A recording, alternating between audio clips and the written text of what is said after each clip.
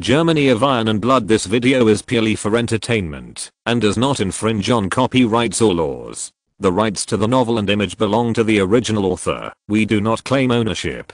Don't like waiting and want to listen to this fanfic in full now? Subscribe to our Patreon, where you'll find the best fanfics. Chapter 576, Waste Utilization. Boom. Boom. Boom.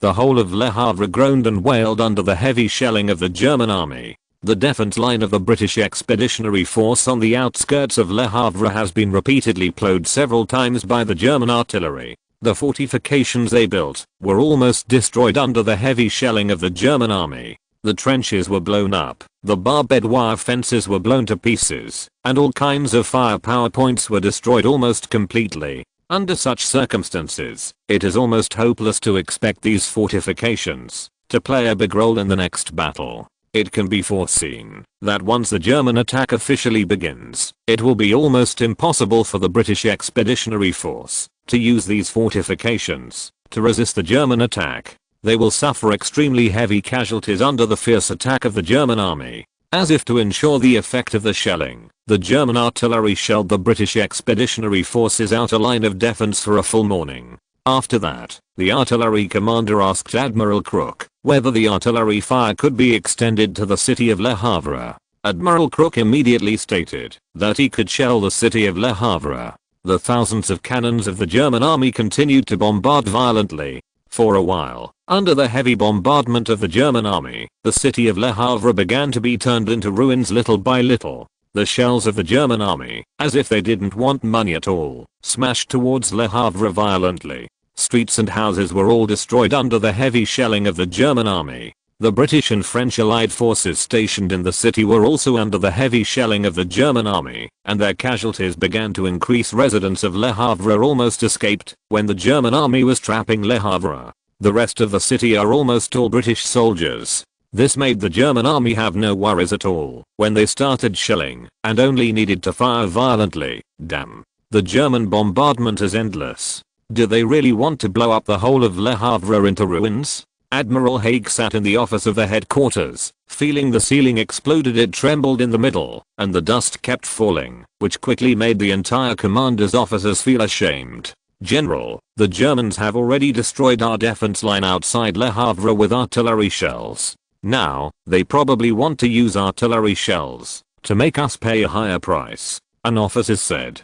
General Haig nodded. When he fought against the German army in Rouen, he was greatly shocked by the powerful artillery fire of the German army. It stands to reason that this style of play by the German army will consume a lot of shells and put a lot of pressure on logistics. However, the Germans have tried everything. Almost every attack will be adequately prepared for artillery fire. The reason is that a large number of shells can be used to cause damage to the enemy, which will help the troops reduce casualties in the next attack. However, this is not a good thing for the British Expeditionary Force, because they happen to be the target of being ravaged by the Germans with fierce artillery fire. No, we can't go on like this. If the Germans bombard us endlessly like this, we will suffer heavy losses under their bombardment. This will be very detrimental to our defense of Le Havre. Black Admiral Jess said. After finishing speaking, he got up directly and went to Sir French's office. General Haig, what's the matter?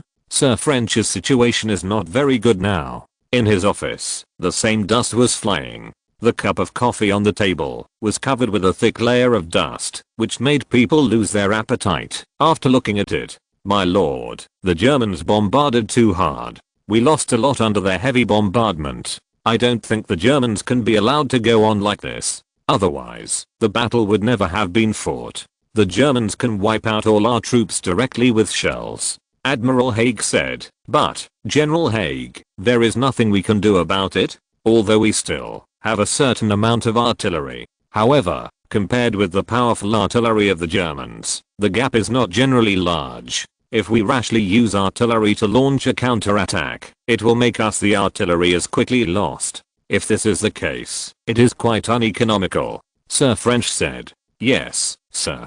Our artillery can't act rashly, but that doesn't mean we have nothing to do with the Germans. Admiral Hum said.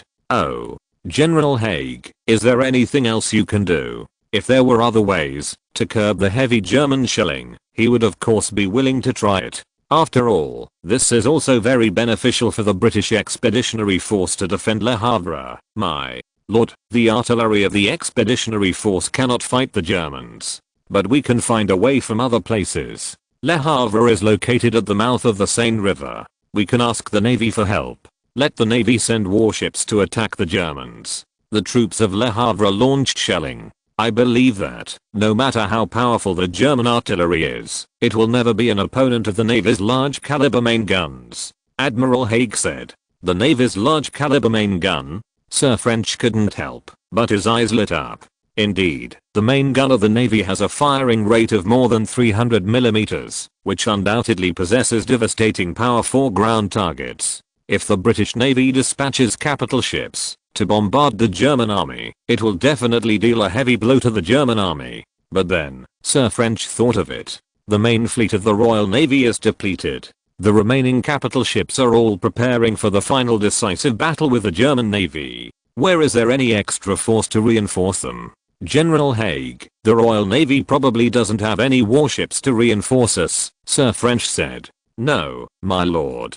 I think you have misunderstood me. I'm not asking the Royal Navy to send those cutting-edge capital ships to reinforce us. There is no need for that at all. As long as the Royal Navy sends some old-fashioned pre-dreadnoughts or armored cruisers come, it is enough to give us enough fire support. Those former dreadnoughts and armored cruisers are no longer suitable for decisive battles with the German Navy. Their large caliber main guns can provide us with powerful fire support. Anyway, those former dreadnoughts ships and armored cruisers are not of much use anymore. Why not come to support us? This is also considered waste, Admiral Haig said. After hearing this, Sir French nodded repeatedly. Chapter 577, Call for Navy. The British Admiralty, the British Minister of War Richard Haldane rushed here immediately after receiving the telegram from the Expeditionary Force Command and called on the Secretary of the Navy Churchill. Churchill had to give the nod to the Navy to send pre-dreadnoughts and armored cruisers to reinforce Le Havre. Although, the strength of the Royal Navy is not as good as before. However, the last hope of the British Empire still lies with the Royal Navy. Therefore, Churchill's position in the British cabinet is still very important. Churchill was a little surprised by Richard Haldane's visit. After all, the contradiction between the Royal Navy and the Army has always existed. Especially when competing for annual military expenditures, the Army was firmly suppressed by the Royal Navy. Of course, the current situation is different. Britain is in a great crisis, so the Royal Navy and Army have to work together. If the ship of the British Empire sinks, both the Army and the Royal Navy will suffer. Hello, Your Excellency, Minister of War, please take a seat. Come, make a cup of black tea sent by the Governor of India, Churchill ordered. Minister of the Navy, you are too polite, Richard Haldane said politely. His Excellency, Minister of War, we are not only colleagues, but also comrades in arms fighting side by side. Why are you so polite? Churchill smiled. He also had to prepare for future situations. Although, Minister of War Richard Haldane, like him, is also a main combat faction. However, Churchill worried that, if the Royal Navy failed to defeat the German Navy in the next decisive battle, it would deal a heavy blow to the main combat faction. Therefore, when the time comes, he hopes to get the support of Richard Haldane. In that case, even if the Royal Navy fails to succeed, the war can continue. Yes, even if the Royal Navy fails in the next decisive battle, Churchill still hopes to continue the war. Even if it is a decisive battle on the homeland and the homeland is smashed into scorched earth, it will never let the Germans win so easily. The big deal is to wait until after the fall of the mainland, then go to other colonies and continue to lead the war with Germany. For example, Canada, India, or Australia can continue to fight. Churchill is determined now and wants to fight a protracted war. Okay, Your Excellency the Secretary of the Navy. Then I won't go around in circles with you. This time, I hope the Navy can send some warships to reinforce the Expeditionary Force. Now, the Expeditionary Force is trapped in Le Havre by the German army, and the Germans mobilized. They fired thousands of cannons and bombarded them heavily. The Expeditionary Force suffered heavy losses under the heavy German bombardment. They would not have lasted long at Le Havre without reinforcement. Richard Haldane said. The expression on Churchill's face suddenly became serious. The British Expeditionary Force's persistence in Le Havre is of great importance. It was Churchill who asked them to persist until the decisive battle between the combined fleet of the three countries and the German Navy was over. If the Expeditionary Force can't last that long, it will seriously shake the faith of the French. If it is serious, it will also affect the subsequent decisive battle with the German Navy. His Excellency, Minister of War, do you mean that the Expeditionary Force will be brought back to the mainland? Churchill asked. No, Your Excellency Churchill. The Expeditionary Force does not need to return to the mainland for the time being, and can continue to fight in Le Havre. However, we need to provide them with more support, such as artillery fire. Only in this way can they be able to fight in Le Havre. Last longer, said Richard Haldane. However, the current capital ships of the Royal Navy are all used to prepare for a decisive battle with the Germans. We simply cannot spare many warships to reinforce Le Havre. Churchill said. After all, the current Royal Navy has suffered heavy losses, and it is not as good as before. If the Royal Navy was still in its prime, this would have been nothing at all. In other words, other countries simply did not dare to provoke the Royal Navy in its heyday. Your Excellency Churchill, we know this. Therefore, we don't need the Navy to dispatch new warships to reinforce us. We only need to use the former dreadnoughts and armored cruisers. Although the former dreadnoughts and armored cruisers are outdated, however, the guns are still very powerful. At least infantry artillery is far from being able to fight against it. If the Expeditionary Force can get naval artillery support in Le Havre, I think they will be able to last longer. Reason Chad Haldane said. Yes, the Royal Navy still has a lot of former dreadnoughts and armored cruisers. These warships are outdated. If they are sent to fight the German Navy, it is simply to let them die. However, to support the Expeditionary Force, to provide them with fire support, that's perfectly fine, Churchill said.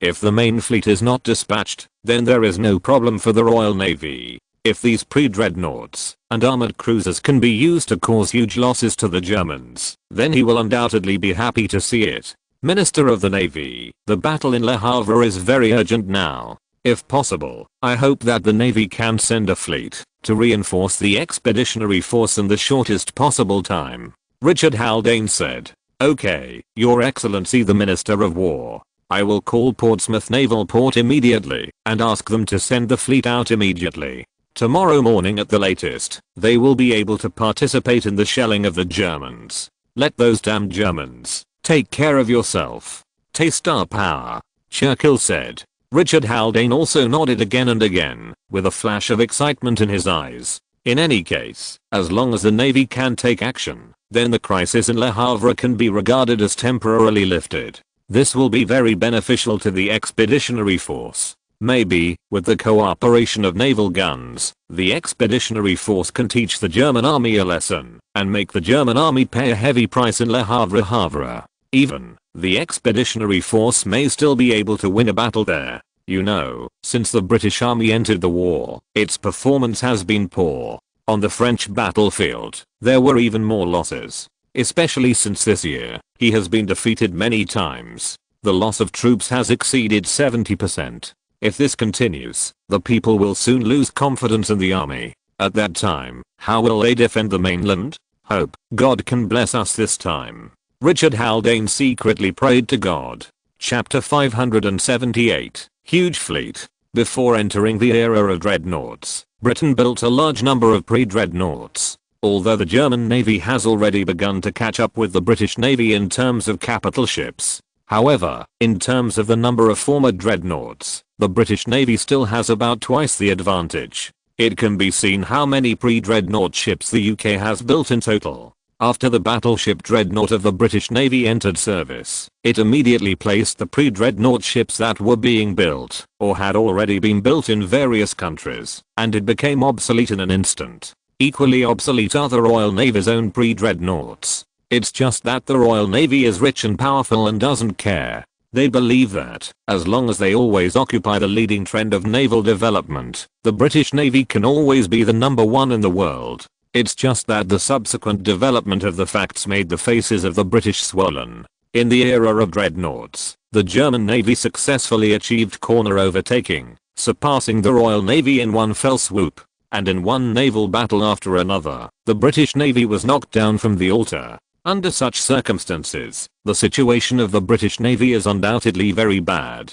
If they are still unable to defeat the German Navy, then it seems inevitable that Britain will lose this war. Portsmouth Naval Port was originally one of the most important naval ports of the British Navy. However, after the military port at Scapa Flow was put into use, in order to prevent the German Navy from entering the Atlantic Ocean, the Royal Navy deployed almost all its capital ships there. What remained in Portsmouth Naval Port were nothing but old and weak warships. Among them, there are a large number of pre-dreadnought ships. General, the order of the Lord of the Navy. A communications officer hurriedly rushed into the office of the commander of the Royal Navy's Portsmouth base. Commander Lieutenant General Cavison took the telegram disapprovingly. He thought that there would be no important tasks for him anyway. After all, the entire Portsmouth Naval Port is in a state of neglect. However, when Lieutenant General Cavison read the telegram, he seemed to be a different person. As a senior general of the Royal Navy, he is undoubtedly full of fighting spirit. However, due to helplessness, there is no other way but to muddle through. Now, with a new combat mission issued, it naturally gave him a lot of confidence. Order the base, sound the alarm, and everyone returns to the ship immediately. Lieutenant General Cavison ordered. Yes, General. A staff officer immediately went to give the order. Woo. The shrill siren sounded over the military port, and the sailors immediately put down what they were doing and rushed to their warships. Good training enabled these officers and soldiers of the Royal Navy to react immediately, commanding all 8 Edward-class battleships, 2 Fast-class battleships, 6 Duncan-class battleships and 5 London-class battleships, and Minotaur-class armored cruisers, Warriors-class armored cruiser, Devonshire-class armored cruiser. Get ready. 1 hour later, leave the port and prepare for battle. Lieutenant General Cavison ordered. General, are we going to fight the Germans?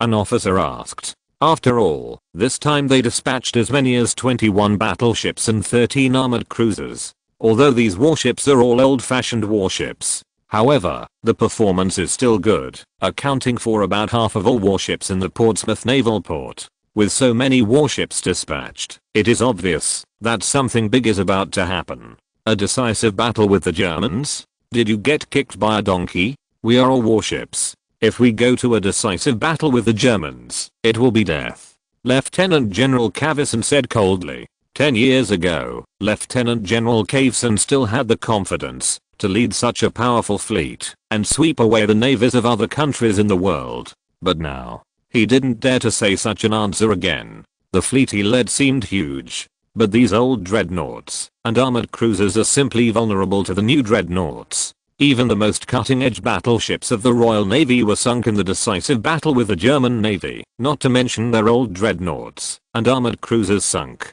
General, what are we going to do? Another officer asked. After all, they dispatched 21 battleships and 13 armored cruisers this time, plus other small and medium-sized warships. There are more than 60 mighty ships. In terms of the number of fleets alone, this is undoubtedly a very large fleet. Obviously, Lieutenant General Cavison organized such a huge fleet to go for a joyride. His Excellency Churchill issued an order to go to Le Havre. The Germans are storming Le Havre, and those *** of the expeditionary force are about to be unable to hold on under the heavy shelling of the Germans. So, Your Excellency Churchill, I hope we will go to reinforce them immediately. This is also good. Our warships are not the opponents of the German warships. However, it is not a problem to bully the German infantry with a huge main gun. I want to see what will it look like when the Germans are torn to pieces by the shells fired by our huge naval guns.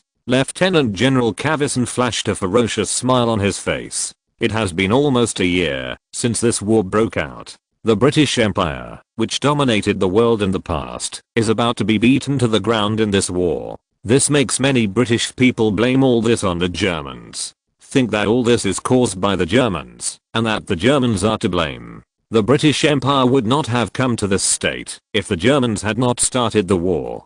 This naturally caused many British people to hate the Germans. For the soldiers of the British Empire, whether it is the army or the navy, they all hope to defeat the Germans, or cause them more casualties, and avenge their dead comrades. This time, Lieutenant General Cavison naturally had this purpose in mind. For them, shelling the German army besieging Le Havre is undoubtedly a very simple and easy task. They just need to keep firing, based on the coordinates provided by the British Expeditionary Force. The powerful shells of the battleship's main guns would tear all the German soldiers into pieces. At 4 o'clock in the afternoon on May 7th, a large fleet of the Royal Navy left Portsmouth Naval Port. This fleet crossed the English Channel straight to Le Havre on the other side of the channel. Chapter 579, Trap. On the evening of May 7th, the German artillery stopped the shelling of Le Havre. After a whole day of heavy shelling, the whole of Le Havre has been bombed into a mess.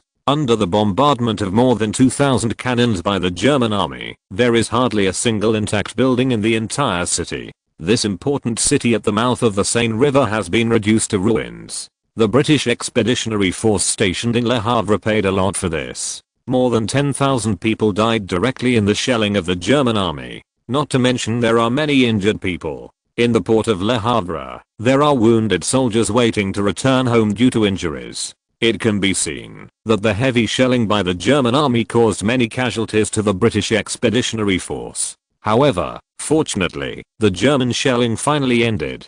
This made the officers and soldiers of the British Expeditionary Force who survived the fierce shelling couldn't help but breathe a sigh of relief. As for what will happen tomorrow, they don't know.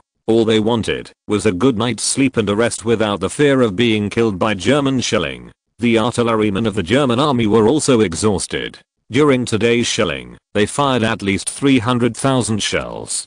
Although the high-intensity shooting was not maintained all the time, at the end of the shelling, many artillerymen were too tired to lift their hands. General Le Havre has been almost destroyed by us. Although it is not certain how many casualties have been caused to the British, what is certain is that the casualties must not be small. More importantly, to the morale of the troops has been dealt a devastating blow. When we launch an offensive tomorrow, the difficulty will be relatively less. Lieutenant General Ludendorff is undoubtedly very satisfied with the performance of the artillery today. Well, if nothing else, the British will to resist has almost been eliminated under our fierce shelling. Admiral Crook nodded. The morale of the British Expeditionary Force under siege was already very low. After encountering such heavy shelling again, it is naturally conceivable how low morale will be. However, Admiral Crook and Admiral Ludendorff will soon know that they are a little too optimistic. Of course, the heavy shelling by the German army caused a lot of casualties to the British Expeditionary Force. However, the British Expeditionary Force did not collapse because of this. Because, on the evening of May 7th, the reinforcement of the British Navy officially arrived in Le Havre. Sir French, commander of the British Expeditionary Force, Admiral Haig, commander of the 1st Army of the Expeditionary Force, and Admiral Gow, commander of the 5th Army of the Expeditionary Force, greeted the British Navy Portsmouth on the pier of Le Havre Naval Base. Command Lieutenant General Cavison. Although it was completely dark, can't see those huge warships clearly, but vaguely able to see those battleships like giant beasts lurking under the night sky. This feeling is very shocking. Your Excellency, Commander, the Royal Navy really did a great job this time. They actually sent so many warships here. If the Germans want to bombard Le Havre again, it will definitely be a dead end. Admiral Haig was very excited. A total of 21 pre-dreadnought ships, 13 armored cruisers, and other small and medium-sized warships undoubtedly provided the British Expeditionary Force with a fairly powerful artillery. Each pre-dreadnought is equipped with two twin 305mm main guns and other secondary guns of different calibers. Those armored cruisers are also equipped with main guns over 9 inches. There is no doubt how amazing the power of these main guns will be when they launch shells on ground targets. Sir French nodded. This time, we must let the Germans know how powerful we are. Although the British Empire is at a disadvantage in this war, it is far from being bullied by them. Although, these battleships have not yet begun to show their power. But this does not prevent them from imagining how powerful these warships will explode in tomorrow's battle. Your Excellency, General Haig, General Gao, hello. Lieutenant General Cavison arrived at the pier in a transportation boat. General Cavison, welcome to Le Havre. Unfortunately, this place has become a ruin. Otherwise, this place is really a beautiful place. Sir French said with a smile. All of this was done by the **** Germans. Tomorrow, my sailors will use shells to make those Germans pay for what they did. Lieutenant General Cavison said firmly. Yes, they are all **** Germans. If there is no them, the world will be peaceful, Admiral Haig said. Afterwards, they began to discuss how to divide labor in tomorrow's battle. Admiral Haig proposed that, in order to ensure the suddenness of the fleet's naval gun strikes, the fleet will temporarily withdraw. After the German army launched an offensive, they appeared in the Sea of Le Havre, and then launched a violent shelling, taking this opportunity to cause heavy losses to the German army. Lieutenant General Cavison is very satisfied with this plan. They also didn't want to be exposed in the first place. In that case, the German army will definitely retreat. Their powerful naval gun firepower is useless. After all, no matter how powerful the battleship is, it is impossible to drive it to the shore, right? After reaching a consensus, Lieutenant General Cavison led the fleet and temporarily evacuated Le Havre, hiding in an area dozens of kilometers away from the coastline. Once the Germans officially attacked Le Havre, they would be there in 2 hours. Both Admiral Haig and Lieutenant General Cavison believed that no matter how powerful the German army was, it would be impossible to defeat the British expeditionary force stationed in Le Havre within 2 hours. At that time, the Royal Navy, which suddenly burst out, can use powerful naval guns to severely ravage the German troops participating in the attack. It is conceivable that the salvos of the main guns and secondary guns of the 21 former dreadnoughts and 13 armored cruisers of the British Navy will be so powerful, the attacking German army will inevitably suffer heavy losses under the powerful firepower of the British Navy. Hopefully, the Germans can be severely damaged tomorrow. It is best to let them all die under the naval guns. In that case, we will win. Admiral Haig watched the fleet leave and murmured, God will bless the British Empire. Just as God has been on our side for hundreds of years, said Sir French. Other generals and officers of the British Expeditionary Force regained their lost confidence because of the arrival of the Royal Navy fleet. If you're listening to this novel on a channel other than Fanfic World, it means they downloaded and uploaded it without effort. We cordially invite you to visit our channel, Mundo Fanfic Novelos. There you'll find the original version of this story and you can explore many other novels of various genres. We're waiting for you to immerse yourself in a world of incredible novels. Chapter 580, The Roar of the Naval Guns. On May 8th, the weather was fine. Although, the weather is getting hotter day by day. However, Le Havre is located by the sea, so it doesn't feel too hot. At 6 o'clock in the morning, Lieutenant General Ludendorff was already fully dressed. Today is the day of the German attack on Le Havre, and he also takes it very seriously. After a simple breakfast, Lieutenant General Ludendorff went to the battlefield. The artillerymen are also already busy, although yesterday's shelling has made these artillerymen very tired. But after a night's rest, they were alive and well again. According to the German plan, before the infantry launches an attack, the artillery will conduct another round of fire strikes. It's just that, because the shells stored before were almost consumed in yesterday's shelling. Therefore, they need to save some of the remaining shells. The logistics department of the German army is also desperately transporting shells and other materials to the front line. However, that takes time.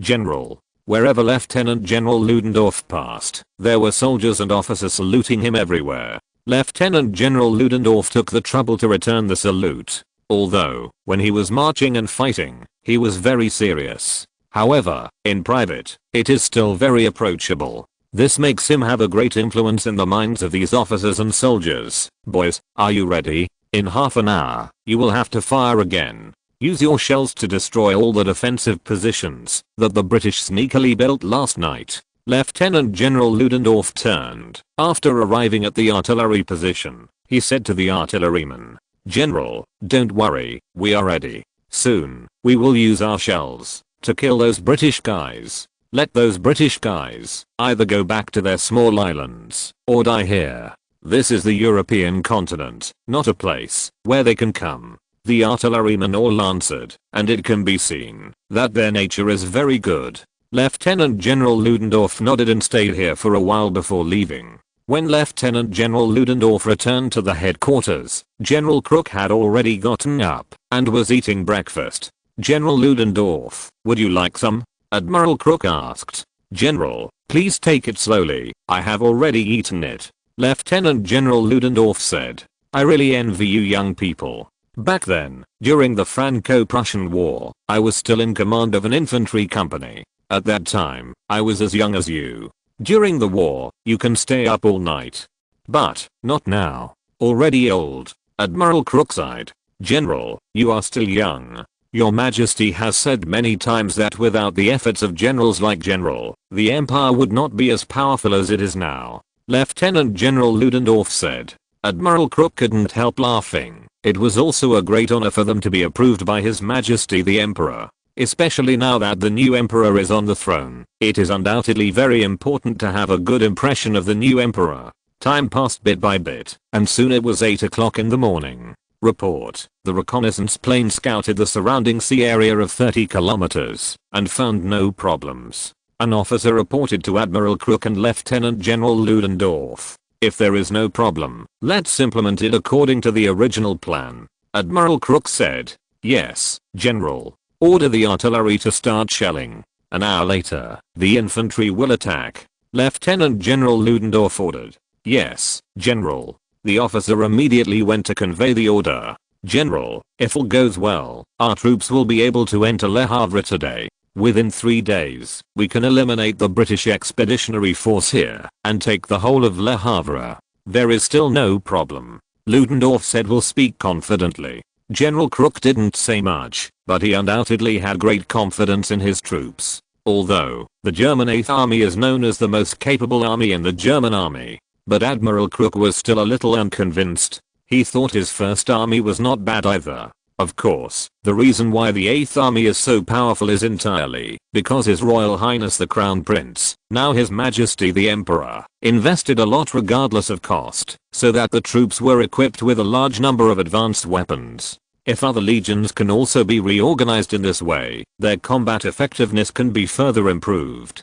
Boom. Boom. Boom. The artillerymen of the German army, after being silent all night, started roaring again. One after another, under the action of huge kinetic energy, they slammed into the position of the British Expeditionary Force. Last night, the British Expeditionary Force tried to restore some of the fortifications after the German shelling stopped, so that they could use these fortifications to resist the German attack in today's battle. However, it is a pity that these fortifications have not yet been able to play a role, and they were completely destroyed under the heavy shelling of the German army. The German shelling has begun, and soon their infantry will launch an attack. Send a telegram to General Cavison, telling them they can act. Admiral Haig ordered excitedly. Although, the German shelling continued. But it will take time for the Royal Navy's fleet to arrive at Le Havre. Counting the time when the fleet arrived, it was time for the German infantry to attack with all their strength. At that time, it will be the time when the warships of the British Royal Navy can open their firepower and wantonly kill the German infantry. Yes, General. The communications officer immediately went to send a telegram. After receiving the telegram from Admiral Haig, Lieutenant General Cavison gave the order on the fleet flagship Edward 7th battleship. The fleet started sailing towards Le Havre. 1 hour passed quickly. The German artillery fire finally ceased. The infantry, who had already been prepared, began to attack. In the first round of the attack, the 1st Army invested 4 infantry divisions, while the 8th Army invested 2 infantry divisions. 6 infantry divisions, more than 100,000 men, launched the attack. In one fell swoop, the defense line of the British Expeditionary Force was torn apart, and their posture was severely damaged. The German attack was very violent. The British Expeditionary Force, which suffered heavy losses, was indeed irresistible. In just 2 rounds of attack, the British Expeditionary Force lost all the defenses around Le Havre. However, Admiral Haig and the others did not panic at all. At 9:30 in the morning, the fleet of the Royal Navy arrived. Admiral Haig immediately ordered that the British Expeditionary Force on the front line break away from contact with the German army. Subsequently, the warships of the Royal Navy that were cruising off the coast of Le Havre began shelling. Boom. Boom. Boom. The large caliber naval guns of each door began to roar, and shells weighing hundreds of kilograms flew fiercely towards the German army. Chapter 581. Heavy losses. Hoo. Hoo. Sharp and piercing whistles sounded above the heads of the German army. As veterans who have experienced the baptism of war, these soldiers naturally know what this means. However, this whistling sound was very sharp, as if it was going to pierce a person's eardrum. This caused quite a few soldiers to change their faces drastically. What's going on? How could the British have such a large caliber cannon? A German officer said with a look of horror. Boom. There was a violent explosion, and the whole ground seemed to be shaking. Bricks, rubble, and dust, under the influence of the shockwave, splashed all around. A shell lands on a dilapidated street. After the explosion, half the street was blown up. Many German soldiers who were on this street were all blown to death. No, this is definitely not the Army's cannon, but the Navy's naval gun. Only the Navy's large caliber main gun has such great power. Damn, did the British use the Navy? How could they be so shameless? The field artillery of the German army is very powerful, but the caliber is only 150mm. This is already the largest caliber cannon that can accompany infantry in combat. Although when attacking the Liege fortress, the German army used a larger caliber siege cannon. But that kind of cannon is too heavy, and it is not suitable for accompanying infantry combat at all. Now, the British actually directly invested large caliber naval guns in the Battle of Le Havre. It is conceivable how powerful this will be. Boom. Boom. Boom. On the sea, 21 former dreadnoughts and 13 armored cruisers of the British Navy are firing fiercely. Among those former dreadnoughts, except for the 2 fast-class battleships equipped with 254mm main guns, the remaining 19 former dreadnoughts were equipped with twin 305mm main guns. In addition, these pre-dreadnought ships are also equipped with a large number of secondary guns. Although the caliber of the secondary guns is different, most of them are 152mm, 190mm or 233mm. For the infantry, these secondary guns alone are not something the Army's artillery can fight. The 13 armored cruisers of the British Navy, the Minotaur class and the Warrior class are equipped with 233mm main guns. Among them, the Minotaur class is equipped with 2 twin 233mm main guns and 10 190mm secondary guns. The Warrior class is equipped with 3 dual-mounted 233mm main guns and 4 190mm secondary guns. The Devonshire class armored cruiser is equipped with 2 twin 190mm main guns and 6 152mm secondary guns. Now, these former dreadnoughts and armored cruisers of the British Navy are frantically pouring shells at the position of the German army on the coast according to the coordinates provided by the British Expeditionary Force. Each shell is a large caliber heavy artillery compared to the army. This naturally put the attacking German army in the midst of devastating shelling by the British Navy. Boom. Boom. 2 consecutive 305mm shells hit a street corner. Entire street corners were leveled. A German infantry platoon hiding in this corner was blown to pieces on the spot. On the ground, only huge craters were left. After that, there is nothing. The German army attacking Le Havre suffered extremely heavy losses under the fierce naval gunfire of the British Navy. Even, they are the bravest soldiers. However, looking at one's own troops, under the fierce shelling of the enemy, they were torn to pieces at once. This kind of feeling is enough to make people's will completely collapse. Damn, retreat. Retreat immediately. Despicable British, they actually use naval guns. A German officer ordered loudly. Although, there is no order from the command yet. However, I can't care about anything else. If they continue to persist, they will only suffer greater losses. As soon as the order was issued, a 233mm artillery shell fell from the sky, directly blowing up the German officer and several surrounding German soldiers to pieces. The stumps and broken arms were all gone, and all that was left were pieces of mincemeat. When the violent explosion sounded, even the German headquarters far away from the front line could hear it clearly. Admiral Crook and Lieutenant General Ludendorff suddenly changed their expressions. What's going on? What is this voice? Admiral Crook frowned. Large caliber cannon. A very large caliber cannon. It is very likely to be the main naval gun of the British. Lieutenant General Ludendorff's face was even more livid. Lieutenant General Ludendorff recognized the sound on the spot. However, this made him feel a trembling from the bottom of his heart. In front of the Navy's large caliber main guns, anyone would probably have such a performance. Damn it, did the British use the Navy? Isn't their fleet almost beaten by our Navy? Why is it still here? Admiral Crook became anxious. Now, the German infantry are still under the ravages of the British large caliber naval guns. General, you can't wait any longer. Order the troops on the front line to retreat immediately. Now, I can't care about continuing to attack. As much as I can withdraw. Lieutenant General Ludendorff ordered. Okay, order the troops to retreat immediately. In addition, contact the Air Force and let them take off the reconnaissance plane to see what's going on. Admiral Crook ordered. Yes, General. Lieutenant General Ludendorff nodded. When the order to retreat was issued, the German soldiers who entered Le Havre and were ravaged by the terrible naval guns of the British Navy retreated in a hurry. But even so, they had lost too many troops under the fierce shelling of the British Navy. Many people even had expressions of horror on their faces. Obviously, what happened just now was like being an asterisk to them. This is a serious devastation to their spirit and will. These soldiers, without a good recovery, may not be able to go to the battlefield again. The bombardment of the British Navy did not stop because of the retreat of the German infantry. Under the guidance of the artillery officers of the British Expeditionary Force, they also shelled the German artillery positions. Large caliber naval guns are not only powerful, it also has a very long range. Even the German artillery positions are far away from the coast, but it is also within the range of the main guns of the British Navy. Under the shelling of the British Navy's main guns, the German Army's artillery positions suffered heavy losses during the shelling. So much so that these artillerymen had to withdraw from the front line. It is safe to retreat until it is out of the range of the main guns of the British Navy. Chapter 582. Headaches. General, the Germans are defeated.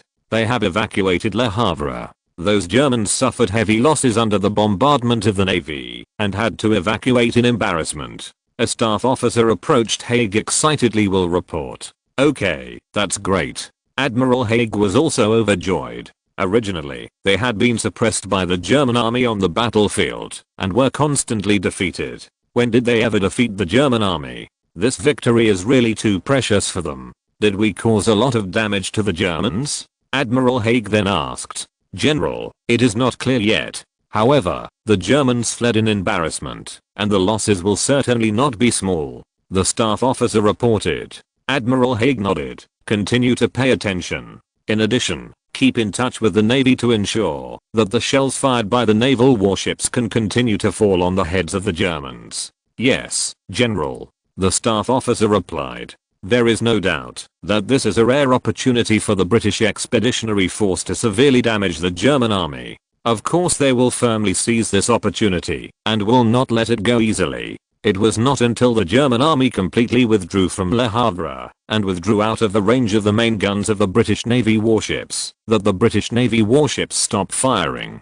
Admiral Haig also went to report the results of the battle to Sir French at this time.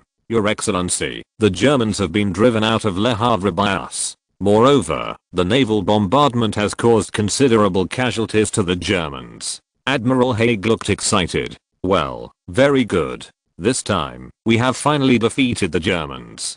General Haig, can we continue to stick to Le Havre? Sir French asked. Although defeating the German army once made Sir French very happy. However, what he really cares about is whether the British Expeditionary Force can hold Le Havre, which is the most important thing. Your Excellency, with the fire support of the Navy, the Germans don't want to attack Le Havre again. The naval guns will tear them all to pieces. Unless the German Navy makes a big move and defeats the fleet of the Royal Navy, Admiral Haig said.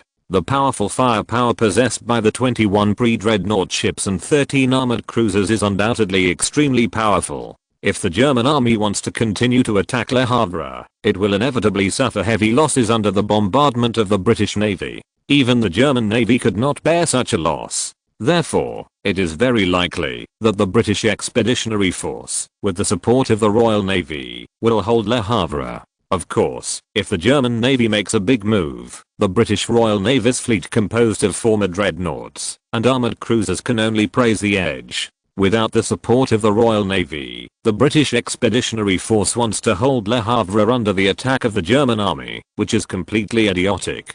Sir French nodded. Indeed, if the German Navy is dispatched, then we have nothing to do. However, I don't think the German Navy will be able to come to Le Havre for a while. The English Channel and over the strait is densely covered with mines. The Royal Navy is also actively preparing for the final decisive battle with the German Navy. If the Royal Navy can win this time, then our crisis will be completely resolved. If the Royal Navy still ends in failure, then there is no point in continuing to stick to Le Havre. Yes, sir. Admiral Haig nodded. They persisted in Le Havre, just to persist until the final decisive battle between the Royal Navy and the German Navy. If the Royal Navy still fails, their best outcome is undoubtedly to withdraw to the country and prepare to stick to the homeland. In any case, after the British Expeditionary Force defeated the first round of the German attack, the entire army fell into a carnival. The officers and soldiers rejoiced and celebrated the victory, as if Germany had been completely defeated. Although, the battle has only just begun. However, this victory raised the morale of the British Expeditionary Force a lot. Morale, which had been sluggish, began to gradually recover. Everyone seems to have become more confident about the next battle. On the German side, General Crook and Lieutenant General Ludendorff looked very ugly. There is an unspeakable depression in the entire headquarters. General Ludendorff, have our losses been counted? Admiral Crook asked. General, according to preliminary statistics, we lost nearly 10,000 people in this round of attack. Among them, more than half were killed. In addition, we also lost more than 500 pieces of artillery of various calibers. It can be said that this is definitely the highest number since the outbreak of the war. The biggest loss we have ever suffered. Lieutenant General Ludendorff said. Whether it is the 1st Army or the 8th Army, in the past half a year of fighting, countless enemies have been wiped out, but their own casualties are very limited. This time, in just 2 hours, they paid tens of thousands of casualties, and at the same time, the morale of the troops was fatally hit. This is unprecedented for these two legions. Damn it. When did the British Navy come here? Didn't the Air Force detect the threat before? Admiral Crook asked. General, this is obviously a conspiracy by the British. They deliberately avoided the detection of our reconnaissance plane and arrived in Le Havre after we launched an attack. The purpose is to launch a surprise attack on us and severely damage us. Obviously, their plan succeeded, said Lieutenant General Ludendorff. Report. General, the Air Force has identified the British Navy. They dispatched 21 pre-dreadnought ships and 13 armored cruisers. There are also a large number of small and medium warships. The staff officer reported. Pre-dreadnought and armored cruiser? Admiral Crook and Lieutenant General Ludendorff were taken aback for a moment, and then they fully understood. Damn British guy. It turns out they used pre-dreadnoughts and armored cruisers to deal with us. Admiral Crook smiled dryly. Yes, General. Those former dreadnoughts and armored cruisers are vulnerable to the main fleet of the Imperial Navy. However, they are a nightmare for the army. We want to defeat the British Expeditionary Force and take leave for Le Havre. You have to kill the British fleet first. No matter how bad it is, you have to drive them away from Le Havre. Otherwise, there is no way to fight this battle. Lieutenant General Ludendorff said. Admiral Crook nodded. However, how to deal with the British fleet is undoubtedly a headache. Chapter 583, Countermeasures. German capital Berlin, Imperial Palace. After Qin Tian succeeded to the throne and became Emperor William III, he naturally couldn't stay on the front line all the time. Fortunately, the German army on the Western Front has completely established its victory. This made Qin Tian not have to worry too much. Even if the command is transferred to the general staff, there is no problem. Being the emperor and being the crown prince are naturally completely different. Even if Qin Tian has fully delegated power, the government affairs are in charge of the cabinet, and the military affairs are in charge of the Ministry of the Army and the Ministry of the Navy. He only needs to know the final result. Even so, he was exhausted enough. However, this is also because he has just succeeded to the throne, and he is not familiar with many affairs. After this busy period, it will be much better relatively speaking. At noon on May 7th, when Qin Tian was still eating lunch, the waiter reported that Marshal von Falkenhayn, the Minister of War and Chief of the General Staff, and General Walzer, the Deputy Chief of the General Staff, asked to see him. Let them go to the office. I'll be ready soon. After Qin Tian finished speaking, he stuffed the steak into his mouth 2 or 3 times, then drank the freshly squeezed juice in the glass, wiped his mouth, and rushed to the office. He knew that von Falkenhayn and Walzer would not have come to see him at this time if the situation had not been urgent. Your Majesty. After Qin Tian entered the office, both von Falkenhayn and Walzer saluted him. Although Qin Tian is still very young, he is already the Emperor of the Empire after all. Both of you, please sit down. Have you had your lunch? If not, I'll ask someone to prepare it. Qin Tian asked. Your Majesty, we have already eaten. Von Falkenhayn expressed his thanks. Okay, bring 3 cups of coffee. Qin Tian said one after another. After the waiter left, Qin Ke asked, what happened? Your Majesty, something has happened in the battle between the 1st Army and the 8th Army to attack Le Havre, said von Falkenhayn. What? How is it possible? Qin Tian couldn't help frowning. The 1st Army and the 8th Army have nearly 500,000 troops, both of which are the most elite troops of the Imperial Army. Attacking Le Havre, where more than 300,000 British expeditionary forces are stationed, should definitely be a sure thing. How could there be problems? This really made Qin Tian a little unbelievable. Your Majesty, the British dispatched their navy. They dispatched a huge fleet consisting of 21 pre-dreadnoughts and 13 armored cruisers, which appeared off the coast of Le Havre, to attack the 1st Army Corps. Attacking Le Havre, he and the 8th Army launched a fierce bombardment. Under the bombardment of the British's large caliber naval guns, the 1st Army and the 8th Army not only failed to attack, but also paid an extremely heavy price. Von Falkenhayn Marshal introduced. Qin Tian's complexion suddenly became quite ugly. Although, he didn't see it with his own eyes, but he could fully imagine that when the German infantry attacked Le Havre, the British warships began to shell violently. A large number of large caliber naval guns fell from the sky and exploded in the ranks of the German army. What kind of scene would it be like? What is certain is that the German army must have suffered considerable losses under the bombardment of the British naval guns. How big is a loss? Qin Tian asked. Your Majesty, the 1st Army and the 8th Army lost more than 10,000 people in this attack alone. In addition, hundreds of cannons were destroyed by the British naval guns. The morale of the troops, after this battle, after that, it was hit hard. This will be very detrimental to our next battle, Admiral Walzer said. Qin Tian nodded.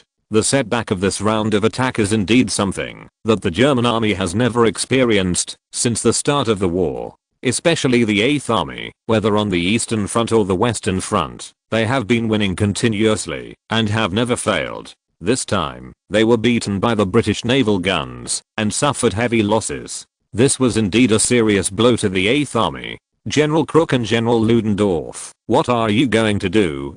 Qin Tian asked. Your Majesty, for the time being, the 1st Army and the 8th Army have withdrawn from the range of the British Navy's naval guns. However, if we want to attack Le Havre, we have to consider the threat of the British Navy's naval guns to us. If this threat cannot be resolved, the 1st Army and the 8th Army may not be able to take Le Havre, and may even pay a greater loss there. Marshal von Falkenhayn said.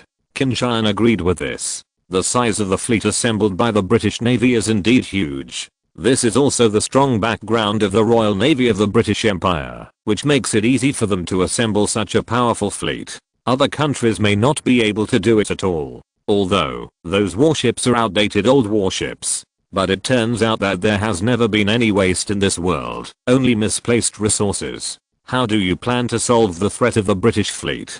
Qin Tian asked. Admirals von Falkenhayn and Walzer looked at it, and then Marshal von Falkenhayn said, Your Majesty, I hope that the High Seas Fleet can send a fleet to the south to defeat the British fleet and relieve the British Navy of threat to our army. Sending the fleet south to defeat the British fleet is undoubtedly the safest method. However, the German Navy cannot dispatch many warships now. The Navy may not be able to dispatch the main fleet now, although our Navy has already severely damaged the British Navy. However, the blockade of the United Kingdom has also entered the most critical moment. Most of the warships are operating in the western waters of the United Kingdom and the North Sea. In addition, the Admiralty discovered that the British Navy, the French Navy and the Italian Navy were secretly mobilizing.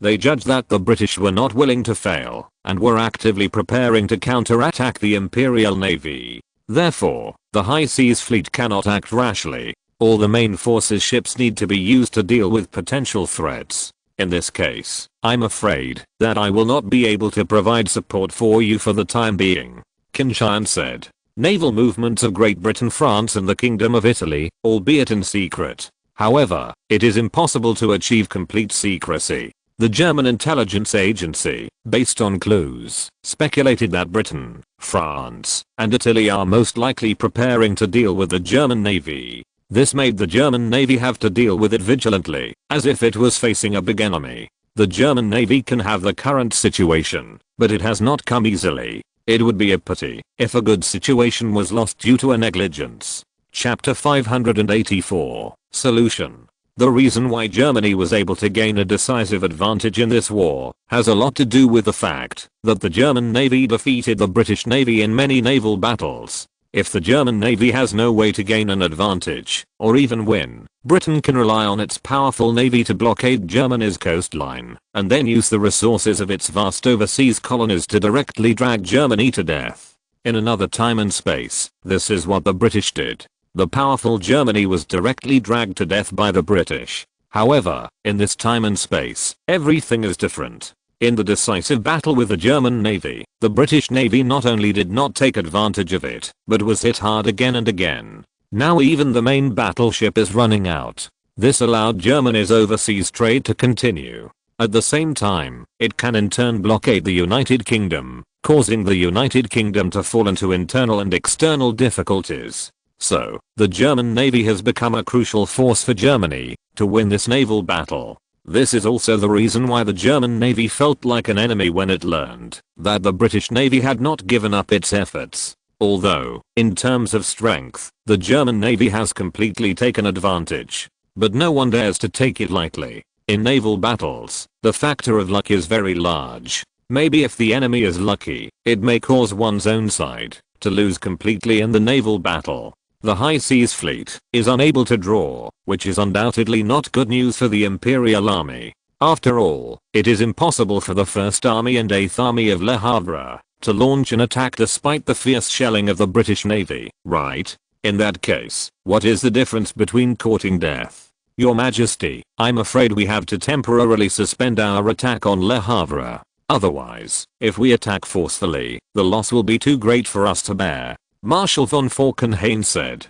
Qin Tian frowned. Giving up the attack was not what he wanted to see. However, the heavy price to be paid for a forced attack was also unbearable for him. Your Majesty, since the British are using pre-dreadnoughts and armored cruisers, can we also use pre-dreadnoughts and armored cruisers? The main force of the High Seas Fleet is dreadnoughts and super dreadnoughts. Ships and armored cruisers are used for offshore defense. We can completely let these former dreadnoughts and armored cruisers participate in the battle like the British. Admiral Walser suggested. Marshal von Falkenhayn couldn't help but shine. Yes, Your Majesty. Doesn't the Imperial Navy still have so many former dreadnoughts and armored cruisers? We can use the former dreadnoughts and armored cruisers to deal with the British and solve the problem of Le Havre. Von Falken Marshal Heen said. At the beginning of the vigorous development of the German Navy, the first battleship built was also a former dreadnought. In order to catch up with the footsteps of the British Navy, Germany built a total of 24 first 5 ships of 5 levels, including 4 Brandenburg-class battleships, 5 Caesar, Frederick III-class battleships, 5 Wellechers-Bach-class battleships, 5 Brunswick-class battleships and 5 Deutschland-class battleships. Although, these former dreadnoughts became obsolete before the completion of the British Navy's HMS Dreadnought battleship. However, in the era of dreadnoughts, the German Navy advanced furiously, surpassing the British Navy in one fell swoop, and finally pulled the British Navy from the throne of maritime supremacy. These 24 pre-dreadnought ships hardly played any role in naval battles. Originally, it was planned to let them form an artillery formation to provide fire support to the army when they landed on the British mainland to fight, and it was considered waste utilization. Qin Tian frowned. Should the Navy send out the pre-dreadnoughts and armored cruisers to have a showdown with the British on the pre-dreadnoughts? Wouldn't that be unfair to the Imperial Navy? Marshal von Falkenhayn and Admiral Wolsey couldn't help but be taken aback for a moment, then nodded. Indeed, the Imperial Navy now has a great advantage. But now it is completely letting them give up their own advantages and use their own disadvantages to fight the British Navy. In this case, it will undoubtedly make this naval battle very tragic. The Imperial Navy will also pay an unnecessary price for this. Von Falkenhayn and Wolsey couldn't help feeling a little embarrassed. They are just starting out and haven't considered this issue yet. Now that I think about it, it's really something that shouldn't be done. Your Majesty, why don't you attack Le Havre after the Imperial Navy resolves the crisis? In this case, it will be safer. Admiral Wolsey said. Qin Tian shook his head. In that case, it will take too long. Maybe the British will try their best to transport the 300,000 troops from Le Havre back to China. When we land on the British mainland to fight, there's going to be quite a bit of trouble. Von Falkenhayn and Wolsey couldn't help being dumbfounded. This problem seems to be unsolvable. However, the serious expression on Qin Tian's face has disappeared. Your Majesty, you must have thought of a solution. Von Falkenhayn asked. Qin Tian nodded. Yes, the main fleet of the High Seas Fleet cannot be moved. In order to avoid unnecessary losses, it is best not to use the fleet composed of former dreadnoughts. In this case, we can only think of other ways. Fortunately, we are not really helpless against the British pre-dreadnoughts, although the current capital ships of the Imperial Navy are still battleships and battle cruisers. However, the two aircraft carriers also showed extremely powerful attack power in the decisive battle with the British. This time, it happens that the carrier-based air force can be used to deal with the former dreadnoughts and armored cruisers of the British. Qin Tian said. Carrier-based aircraft unit. That's great.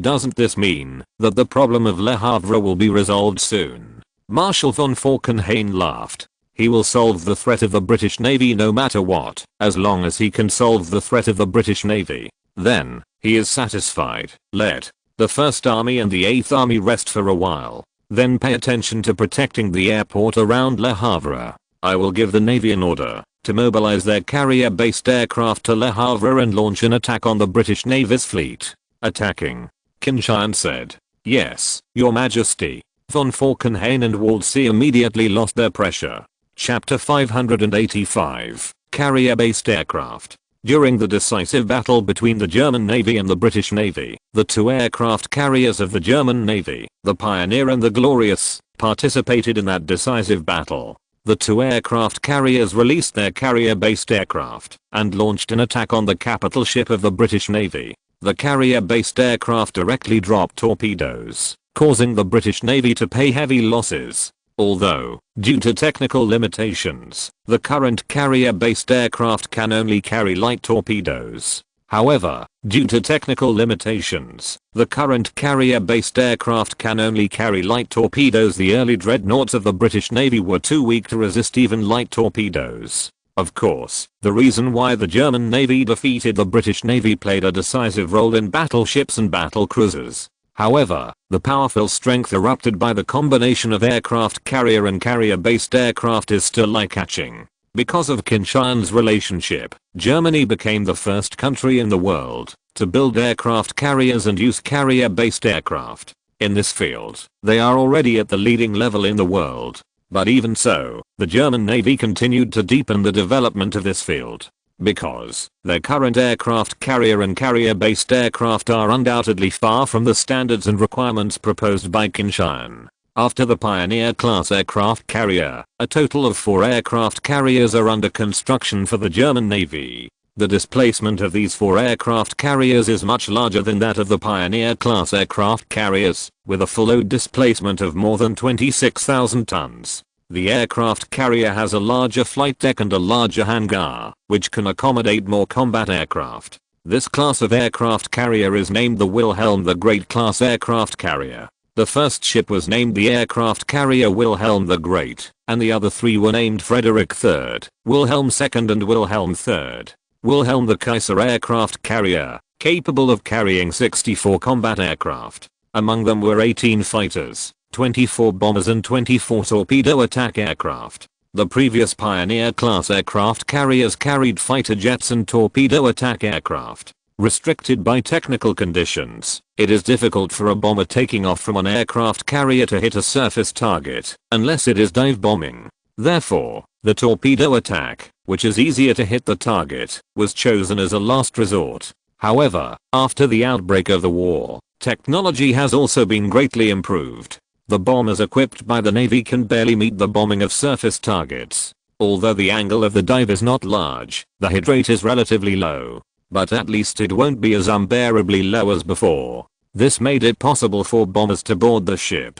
At the same time, the thickest armor of a battleship is generally the waterline armor, the front armor of the turret and the armor of the conning tower, while the deck armor is relatively weak. Once attacked from the sky, the weak armor is difficult to resist. In the future, each formation of the Wilhelm the Great aircraft carrier will be equipped with bombers and torpedo aircraft at the same time, further strengthening the combat effectiveness of the carrier-based air force. Although, the 4 Wilhelm the Great class aircraft carriers have not yet been able to serve. However, the carrier-based aircraft unit has already started training, and has formed combat effectiveness. After the Wilhelm the Great class aircraft carrier enters service, it will be able to board the ship immediately to form combat effectiveness. It is these carrier-based aircraft that Qin Tian plans to use to deal with the main force of the fleet composed of the former dreadnoughts and armored cruisers of the British Navy. Letting them participating in this attack is undoubtedly an exercise similar to actual combat. After Qin Tian's order was issued, the Imperial Navy's carrier-based aircraft unit immediately began preparations. A large number of carrier-based aircraft went to the airport near Le Havre to stand by after going through one transition after another. Fortunately, although France's aviation industry is not as good as Germany's, French fighters were defeated by German fighters during the war. However, many airports have been built in various parts of France. Not far from Le Havre, there are 2 airports. This allowed the 4 carrier-based aircraft wings transferred from Germany to station at these airports. Admiral Crook, commander of the German 1st Army Corps, and Lieutenant General Ludendorff, Chief of Staff of the 8th Army Corps, rushed to the airport in person to welcome the arrival of the naval carrier-based aircraft unit. After all, these carrier-based aircraft units came to help them this time. Hello, General. Lieutenant General von Ingenieur, commander of the German Navy's carrier-based aircraft force, personally directed the battle. Because the German Navy's aircraft carrier formation is still in its infancy, the various establishments are relatively chaotic. In order to ensure the training and development of the carrier-based aircraft force, a carrier-based aircraft command was established to be responsible. Lieutenant General von Ingenieur was the first commander of the carrier-based aircraft force. Hello, General Ingenieur. Thank you for coming to help us. Admiral Crook also showed a smile on his face. These days, he and Lieutenant General Ludendorff have been under tremendous pressure. Now, all these pressures have dissipated with the arrival of the carrier-based aircraft force. If the carrier-based aircraft force can eliminate the British fleet in one fell swoop, then they will have almost no problem in taking Le Havre. General, we are just following orders. What's more, the British use the fleet to bombard the army despicably, which is a very shameless way of fighting. Naturally, the Imperial Navy can't let them run amok like this. Lieutenant General Knoll said. Very well, General Ingenieur, I'm looking forward to the Imperial Navy's carrier-based aircraft force to kill all the British warships and avenge the army officers and soldiers who died under their shelling. Admiral Crook said. Yes, General. We will definitely do it. Lieutenant General Ingenieur was full of confidence. The 4 carrier-based aircraft wings that participated in the battle this time are the most cutting-edge carrier-based aircraft equipped by the German Navy. The bomber carried an aerial bomb weighing 250 kilograms. The torpedo attack aircraft carried 450mm heavy torpedoes. In terms of power, it is naturally much stronger than the previous light torpedoes. The defense of the former dreadnoughts and armored cruisers of the British Navy was not very good. Facing the siege of the German Navy's carrier-based aircraft force, what will happen is naturally conceivable. It is a pity that neither the British Expeditionary Force nor the Royal Navy knew that the crisis had come to them. They are still cheering for stopping the German attack on Le Havre. I thought that the German army was at the end of their rope, and there was nothing they could do about it. Soon, they will learn how wrong they were. Chapter 586, The Counterattack of the Germans. The German Navy's carrier-based aircraft units moved quickly. After arriving in Le Havre, they immediately began preparations for the attack. With the efforts of the logistics department, a large amount of aviation ammunition arrived at the front line. On May 10th, everything is ready. General Crook, General Ludendorff. According to the information we have, the British fleet is about 20 kilometers away from Le Havre. If Le Havre is attacked by our army, you can sail to Le Havre immediately, and you can start shelling in half an hour. Lieutenant General Ingenieur said.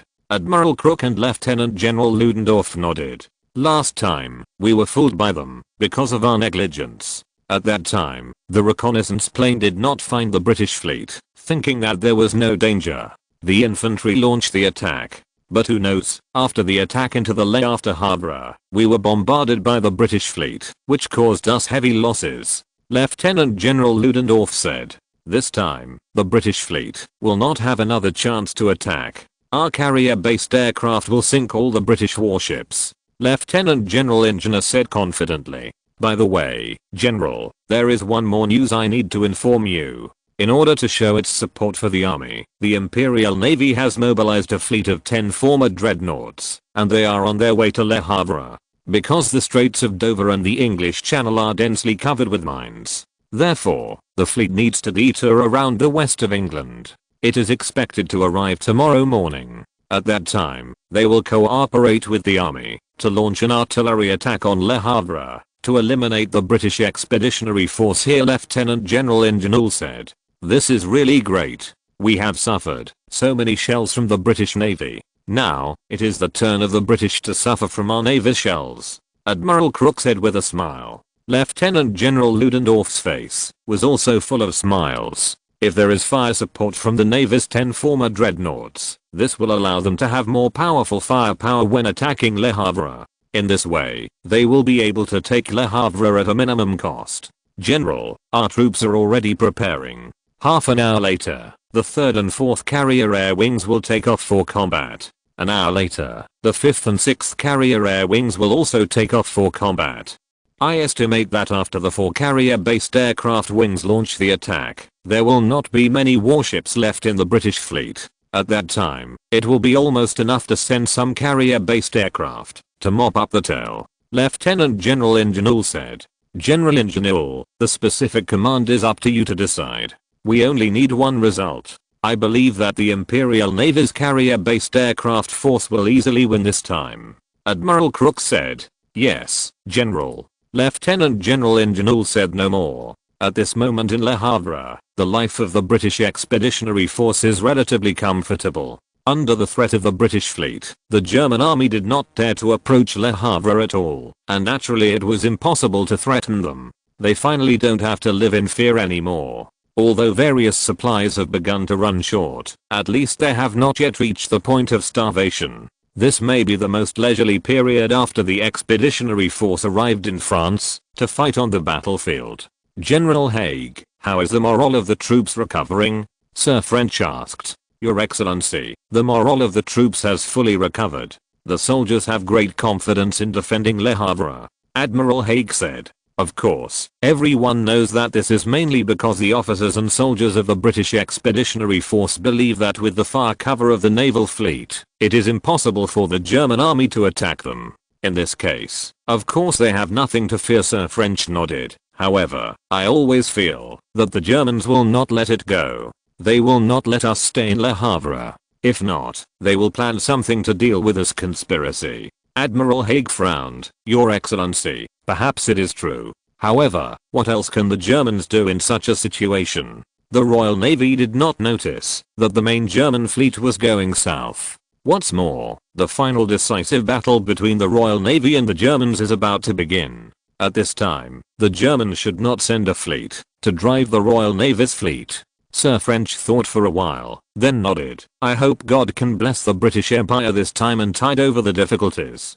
God will bless the British Empire. Our bad luck is over, and now we are getting lucky. In this war, we will definitely win. Admiral Haig seemed confident. However, it is not clear where his confidence comes from. At 9 AM on May 10th, the German Navy carrier-based aircraft force had completed preparations for the attack. Order the 3rd and 4th carrier-based air wing to take off. Lieutenant General Ingenull ordered. Yes, General. After the order was issued, the 128 combat aircraft of the 3rd and 4th carrier air wings took off from the runway of the airport in sequence and rushed into the sky. After completing the formation over the airport, they flew to the waters west of Le Havre. My God. The plane. The German plane. The Germans are really powerful, and they are equipped with so many planes. They shouldn't be here to bomb us, right? When the German carrier-based aircraft flew over Le Havre, the officers and soldiers of the British Expeditionary Force all exclaimed. Although it is not the first time they have seen the plane. However, it is definitely the first time that such a large-scale fleet has been seen. Sir French and Admiral Haig also saw the fleet flying over Le Havre. However, their faces became quite ugly. Damn it, these planes of the Germans are probably heading towards the Royal Navy. I knew that the Germans would not let it go like this. Sir French cursed. I heard that the German Navy also used aircraft in the decisive battle with the Royal Navy. Now it seems that they want to use aircraft to deal with our fleet. Admiral Haig's face was livid. I don't know where the previous self-confidence has gone. Obviously, the dispatch of the German Navy's carrier-based aircraft force made them feel a great crisis. Telegram General Caveson immediately to tell him the news. Sir French said. As for how Lieutenant General Caveson and the British fleet should respond, or whether they can withstand the attack of German aircraft, they don't know. If you're listening to this novel on a channel other than Fanfic World, it means they downloaded and uploaded it without effort. We cordially invite you to visit our channel, Mundo Fanfic Novelos. There you'll find the original version of this story and you can explore many other novels of various genres. We're waiting for you to immerse yourself in a world of incredible novels. Chapter 587, Hunting. On the battleship HMS Edward VII of the British Royal Navy, Lieutenant General Caveson was standing on the front deck, drinking coffee, blowing the sea breeze, and watching the sailors wipe the deck. Boys, you did a good job. You must polish the deck. I think back then, when I was a sailor, I had to wipe the deck like you every morning. Lieutenant General Caveson seemed to be in a good mood. Although, the German army has not attacked Le Havre these days. But this is undoubtedly because the deterrent effect of the British fleet still exists, so the German army did not dare to act rashly, relying on a fleet to frighten hundreds of thousands of German troops. Such a feat is undoubtedly enough for Lieutenant General Caveson to brag about for a lifetime. Of course, he still hopes that the German army can launch an offensive without fear of death. In this case, he will be able to lead the fleet to cause greater losses to the German army. His boasting capital will no doubt be even richer. The current Lieutenant General Caveson has not realized at all that the crisis is about to come to them. Otherwise, he probably wouldn't be in the mood to drink coffee and watch the sea. General, there is an urgent call from the Expeditionary Force headquarters.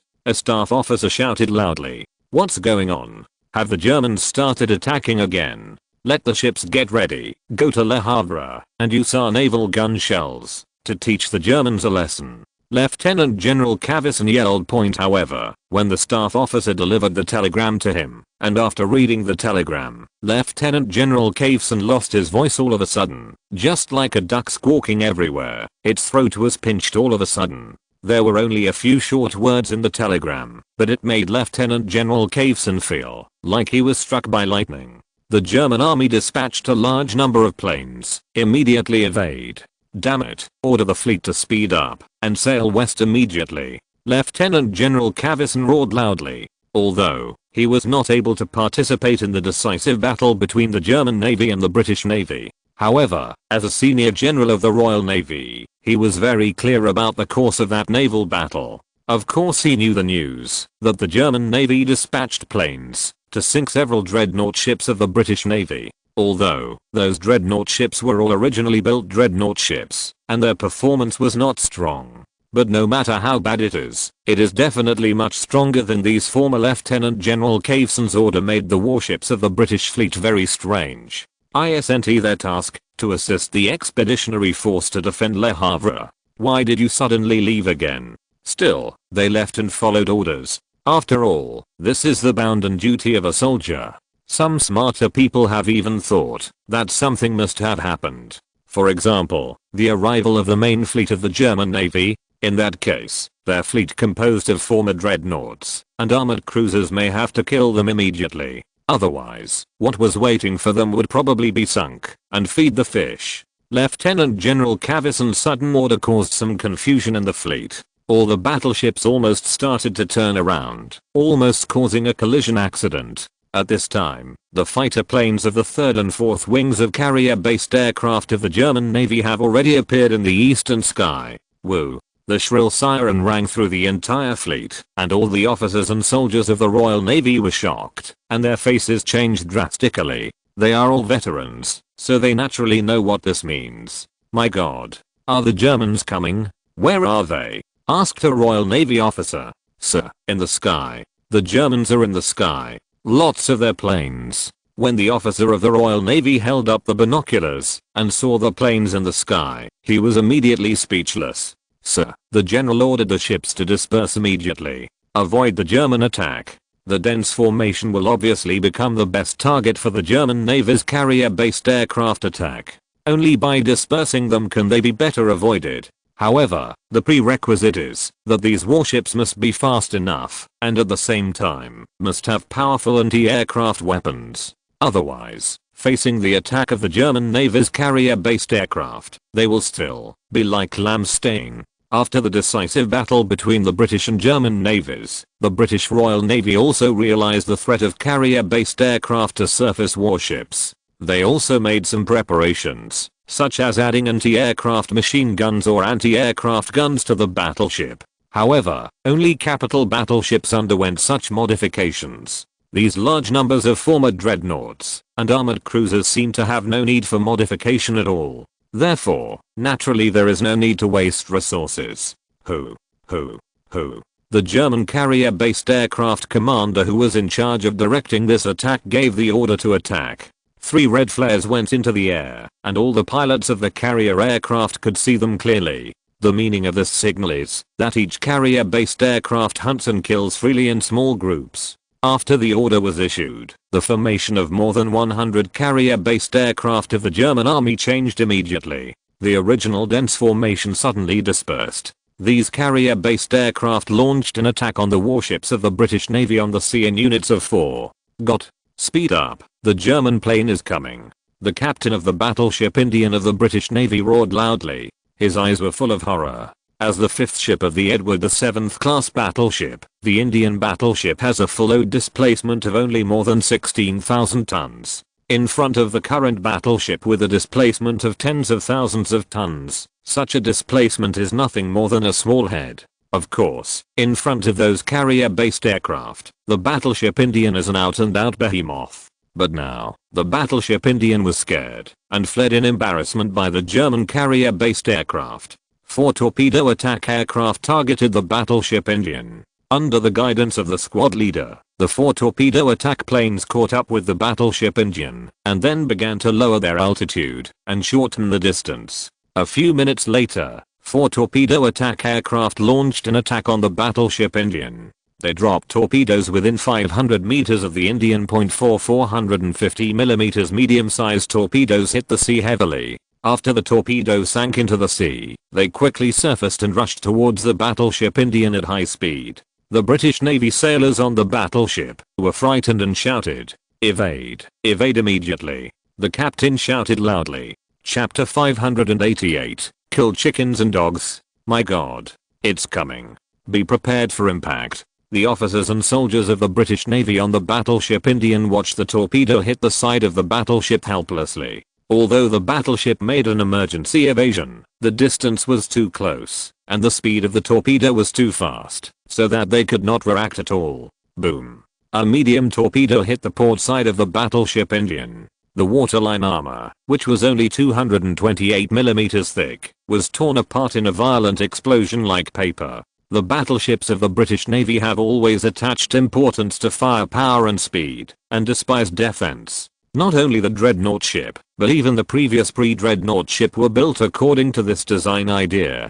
This also makes the battleships of the British Navy quite poor in carrying out strikes. When the torpedo exploded, the sailors of the Royal Navy on the battleship engine were stunned. Unlucky ones were even thrown into the sea by the shock, and their life and death were unknown. Although, the battleship Indian seemed to have better luck, and was only hit by one torpedo. But even this is enough for them to drink a pot. The large hole torn open by the torpedo explosion caused seawater to pour into it crazily. The damage control personnel tried their best, but they couldn't plug the hole. As a last resort, the watertight compartment had to be closed. However, due to too much water entering the sea, the warships were tilted to a certain extent, which affected the speed to a certain extent. Before the captain of the battleship Indian could breathe a sigh of relief, 4 bombers attacked them again. These 4 bombers carrying aerial bombs launched an attack at an altitude of thousands of meters. Due to the structure of the aircraft, the angle of the dive was not too large, and it almost swooped towards the battleship Indian from the air. At a height of about 500 meters from the sea, the 4 bombers dropped their bombs, and then changed their attack course. Boom. Boom. Of the 4 bombs, only 1 hit the battleship engine, and the other 3 fell into the sea. After the bomb exploded, a high column of water was splashed into the sky. However, the bomb that hit the battleship Indian easily penetrated the deck armor of the battleship, exploded inside the battleship, blew up several adjacent compartments, caused a raging fire, and further damaged the Indian. The battleship inflicted damage. Facing the attack of the German Navy's carrier-based aircraft force, these former dreadnoughts and armored cruisers of the Royal Navy desperately fled. They rushed left and right, trying to avoid the blow from the air. However, this made their formation even more chaotic. Warships were constantly hit by bombs or torpedoes dropped by German Navy carrier-based aircraft. The weak defense made these warships of the British Navy bad luck. Once hit by a torpedo, the waterline armor can hardly resist it. Once the seawater pours into the battleship, it will further cause greater losses to their battleship. General, the battleship Indian was severely damaged. A staff officer reported to Lieutenant General Cavison. Lieutenant General Cavison's face was already dark, as if it was the bottom of a pot. It's only been 10 minutes since the battle started, and some of their warships were severely damaged. This shows how powerful the attack power of these German aircraft is. Let them decide for themselves. Lieutenant General Cavison said. In his words, there was a deep unwillingness and helplessness. Facing the attack of the German Navy's carrier-based aircraft, they had nothing to do. Now there is only passive beating. Yes, General. The officer immediately sent a telegram. The battleship Indian became the first former dreadnought ship of the British Navy to be sunk in this battle. In addition to being hit by a torpedo and a bomb at the beginning, in the ensuing battle, he was hit by 2 more torpedoes and a bomb. This is already a fatal injury for a battleship with a displacement of more than 16,000 tons. Although the structure of the hull was relatively complete, the battleship was flooded with too much water, which eventually caused the battleship to suffer from insufficient buoyancy and sank into the sea. The Indian was killed by the Germans. It's hard to imagine that those things like toys of such great power. Yes, the Germans are so powerful that they actually developed such a terrifying weapon. Originally, many officers and soldiers of the Royal Navy sneered at the fact that the German Navy used planes to sink a huge warship, thinking that in front of a huge battleship like a hill, the plane is like a child's toy. How could it have such a strong attack power? However, now that the facts are in front of them, they can't help but not believe it. The huge battleship looked so vulnerable in front of those small planes. The German Navy used those planes to kill their huge warships easily, just like killing chickens and dogs. The battleship Montague is the 5th ship of the Duncan-class battleships. The full load displacement of this battleship is more than 14,000 tons, and it is equipped with 2 twin 305mm main guns and 12 152mm secondary guns. This kind of firepower makes it an absolute capital ship in the era of pre-dreadnought ships. It's just that now the battleship is fleeing in embarrassment under the pursuit of the German Navy's carrier-based aircraft. Hurry up, speed up, the German planes are catching up. The captain of the battleship Montag ordered. Sir, we have already ventilated the boiler with forced ventilation. Further forced ventilation will make the boiler of the battleship unbearable. The chief engineer reported. The battleship Montag was designed with a maximum speed of only 19 knots. After serving for more than 10 years, the maximum speed is only 16 or 17 knots left, which is why it has been maintained. Otherwise, the speed of the battleship may drop further. Even though the battleship has undergone forced ventilation, the speed has barely increased to 18 knots. Such a speed is not undoubtedly enough in front of a plane of up to 200 km per hour. Damn. Why didn't our warships install anti-aircraft machine guns and anti-aircraft guns? Otherwise, we wouldn't just be beaten passively. The gunner's face was unwilling. British warships lacking anti-aircraft weapons can only be beaten passively, or pray to God that the German bombs and torpedoes will not hit their warships. Other than that, there seemed to be no other way. Although the battleship Montagu fled frantically, it still failed to escape, and was soon sent to the bottom of the sea by the German Navy's carrier-based aircraft. Chapter 589. Wipeout. General, the current situation is very pessimistic. The Indian and the Montag were sunk successively. In addition, many battleships were sunk. As for the armored cruisers, the Minotaur and the North were sunk. Gillis sunk. On the bridge of the battleship Edward VII, a staff officer reported to Lieutenant Admiral Caveson. The battleship Edward VII was relatively lucky. Although they were the flagship of the fleet, they were not attacked by the carrier-based aircraft of the German Navy. Not because of anything else, but because the flagship flag of the Edward VII was lowered before the battle started.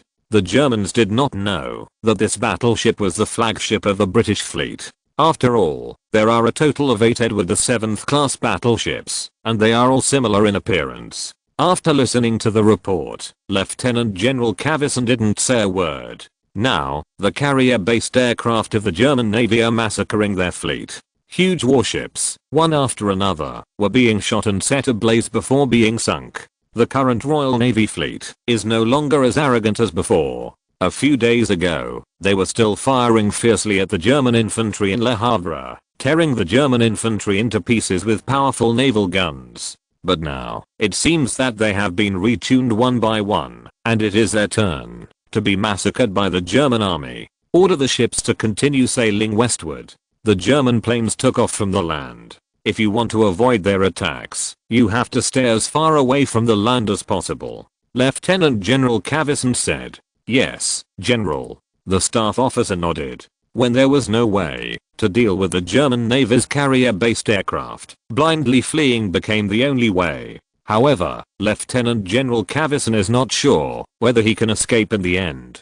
General, those planes of the Germans dropped torpedoes and bombs. But I observed that the German planes seemed to carry only one torpedo or one bomb. After dropping, they all flew away. It can be seen that the Germans, although the attack power of human planes is very strong, it has great limitations. As long as they persist until their ammunition is exhausted, we will be saved, an officer said. Lieutenant General Caveson was taken aback for a moment, but then nodded. That is indeed the case. Maybe we still have a chance to escape. Of course, it is impossible to get out of the body. But if most of the warships can be kept, that would be a rare victory. That's much better than being sunk here. As for providing support to the infantry and helping them hold Le Havre, Lieutenant General Caveson dared not mention a word. Now they can't even protect themselves, let alone support the army. The British Expeditionary Force can only rely on itself. Tell the news to all the ships and let them find a way to persist. As long as we persist until the end, we will be able to safely withdraw to the British mainland. Lieutenant General Caveson ordered. When the fleet encountered a frenzied massacre by the German Navy's carrier-based aircraft, the morale of the fleet was also rapidly declining. If the morale of the fleet can be stabilized, or even improved, it will undoubtedly be of great help to continue fighting. Sure enough, The officers and soldiers of the Royal Navy breathed a sigh of relief after learning that the German aircraft would soon have to return due to the exhaustion of ammunition. They just had to pray to God that the German bombs and torpedoes would not fall on their heads. Then, it is entirely possible for them to escape this disaster. Boom. Boom. A violent explosion sounded on the armored cruiser Devonshire of the British Navy. I saw that this huge battleship with a displacement of more than 10,000 tons was completely shrouded in flames and gunpowder smoke. When the fire and smoke cleared, there was nothing left on the sea. In the explosion just now, after an aerial bomb penetrated the deck armor, it penetrated the armor of the ammunition depot under the turret one after another, and then exploded. Hundreds of 190mm artillery shells exploded, and the huge power directly shattered the armored cruiser Devonshire into pieces. Seeing that another warship on his side had been sunk, Lieutenant General Cavison couldn't help but twitched his mouth. This is the last one, and soon the German planes will run out of ammunition. By then, we will have no more losses. Lieutenant General Cavison told himself in his heart. Of course, this is not the first time he has said this to himself. Almost every time he said this, one of their warships was sunk not long after. The third and fourth wings of the German Navy's carrier-based aircraft quickly finished dropping all the bombs and torpedoes, and had to return to the field to reload the ammunition. They inflicted heavy casualties on the British Navy, with 5 battleships and 4 armored cruisers sunk. Of course, this is nothing to the huge British fleet. God bless, the German plane has left. We are safe. Lieutenant General Cavison showed a relieved expression on his face. Long live. God bless the British Empire. The officers and soldiers of the other British Navy also cheered. However, after a few minutes, their cheers froze on their faces. Because, from the sky in the east, hundreds of planes flew again. Bastard, how is this possible?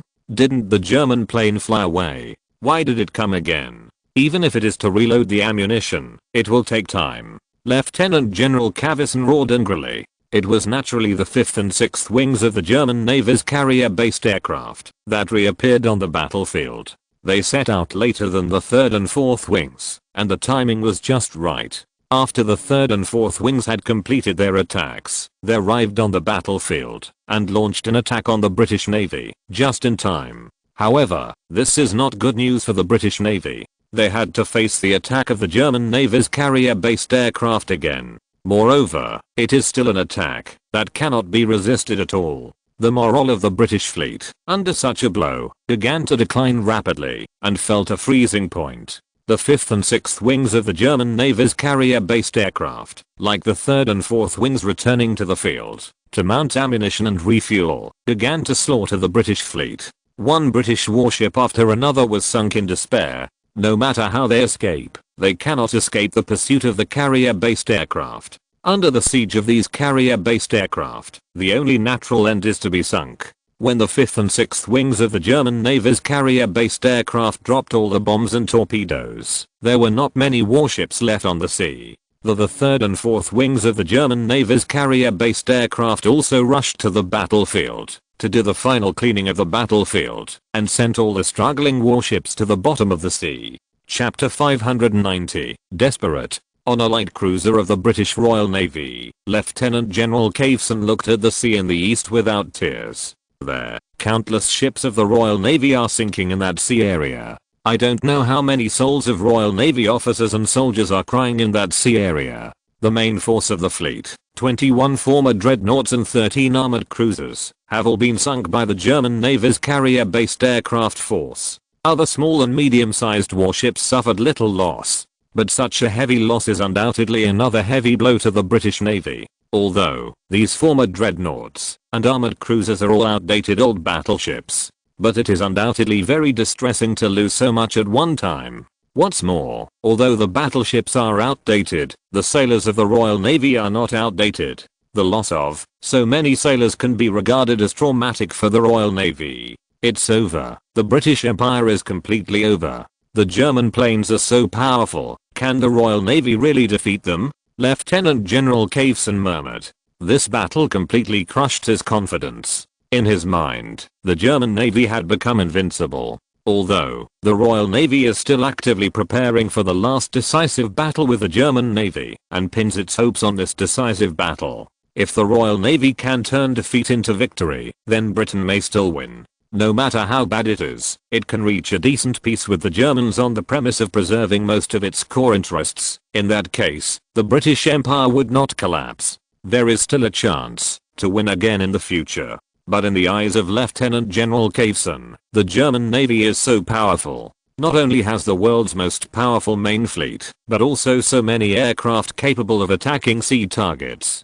Compared with the Royal Navy, there is no comparison at all. The fleet led by Lieutenant General Caveson this time returned with a disastrous defeat. All the former dreadnoughts and armored cruisers were sunk by the German Navy's carrier-based air force. Although the remaining small and medium-sized warships escaped a lot, they no longer had the courage to go to Le Havre. Lieutenant General Caveson is not sure if he goes to Le Havre again. Will the German Navy's planes also deal with all of their small and medium-sized warships? By that time, their losses will undoubtedly increase further. What's more, the remaining small and medium-sized warships are no longer able to provide decent fire support to the British Expeditionary Force in Le Havre. This mission was a complete failure. General, a telegram from the Expeditionary Force headquarters, asking how our situation is. A staff officer reported to Lieutenant General Caveson. Tell them, sir, that the fleet has suffered heavy losses. We have lost all our pre-dreadnoughts and armored cruisers, and now the few remaining small and medium-sized battleships are withdrawing. Tell them, I'm sorry, that we can no longer provide fire support for them. Next they can only rely on themselves. May God bless them. Lieutenant General Caveson said. Although, he really wanted to help the Expeditionary Force resist the German attack, and they use their naval guns to further cause greater casualties to the German army. However, now they can't even protect themselves, so naturally they have no way to help the Expeditionary Army. The Expeditionary Force could only find a way to resist the German attack. Of course, Lieutenant General Caveson also knew that this meant that the fate of the Expeditionary Force had been decided. They will be wiped out under the German attack. May God bless you. Lieutenant General Caveson said secretly in his heart. Yes, General. The staff officer immediately went to send a telegram. Le Havre, British Expeditionary Force Headquarters. Sir French, Admiral Haig, and Admiral Gow were waiting for the Royal Navy's call back with as hen faces. The atmosphere in the entire headquarters became very solemn. All the previous confidence seemed to evaporate at this moment. When the fleet of the Royal Navy arrived and used naval guns to severely teach the German army, they paid a heavy price. All the expeditionary forces rejoiced, thinking that they would be able to withstand the German attack in Le Havre. But now, the German counterattack slapped them hard, pulling them back from fantasy to reality. General Haig, can the Royal Navy withstand the attack of the German planes? Sir French asked. He really doesn't have much confidence now. If the Royal Navy were defeated, he really didn't know how to hold on.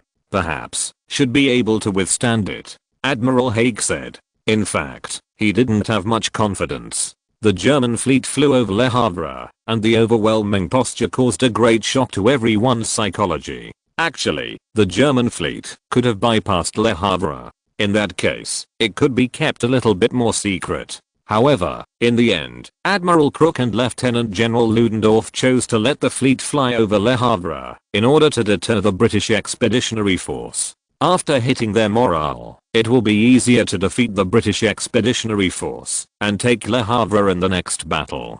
Damn the Germans. How could they have such powerful aircraft? Compared with them, the British Empire has no achievements in this regard, Sir French complained. In fact, in the field of aviation, the British Empire has been far surpassed by Germany. Otherwise, they would not have been suppressed so miserably. Your Excellency, General, a telegram from the fleet, a communications officer reported.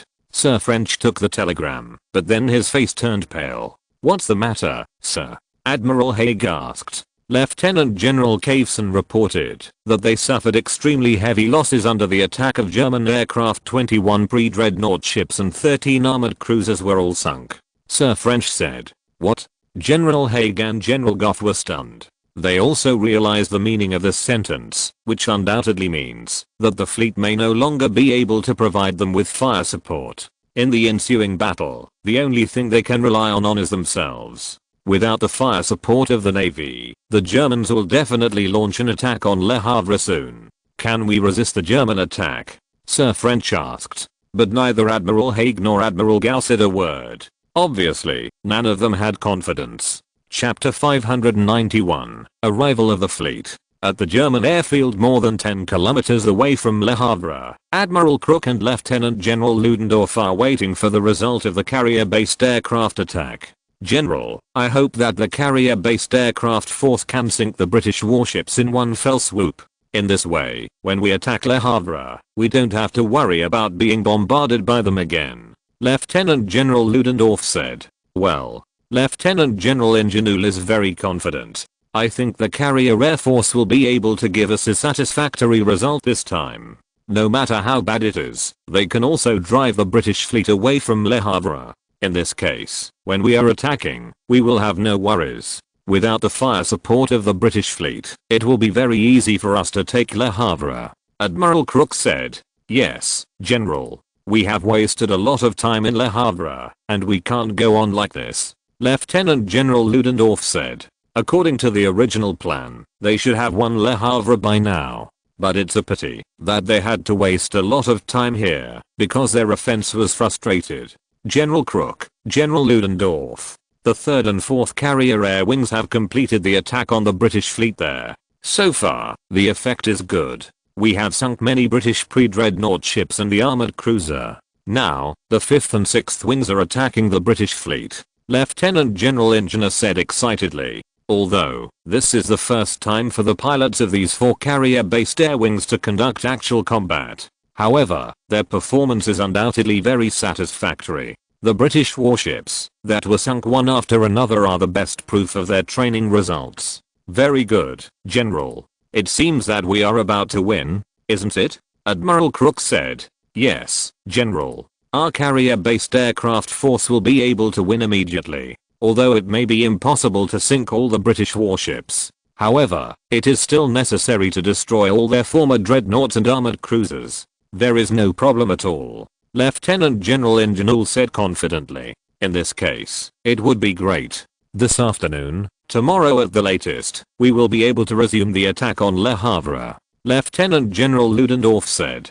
General, I suggest starting the attack tomorrow afternoon. In this case, the naval fleet can be given a chance to display its strength. A fleet composed of 5 Deutschland-class battleships and 5 Brunswick-class battleships will be launched tomorrow morning. It will arrive. At that time, they will use large-caliber naval guns to launch a fierce bombardment of Le Havre. Let the British have a taste of being bombarded by large-caliber naval guns. At that time, the armies it will be easier to attack. Lieutenant General Ingenue suggested. Admiral Crook nodded. Yes, this is a very good suggestion. I also want to see what kind of expression the British will have when they are violently bombarded by our large caliber naval guns. Lieutenant General Ludendorff also nodded again and again. Before that, they suffered heavy losses under the fierce bombardment of the British fleet. This has always been a pain in the heart for the two of them. It would be great to have the opportunity to fight back and make the British pay for it.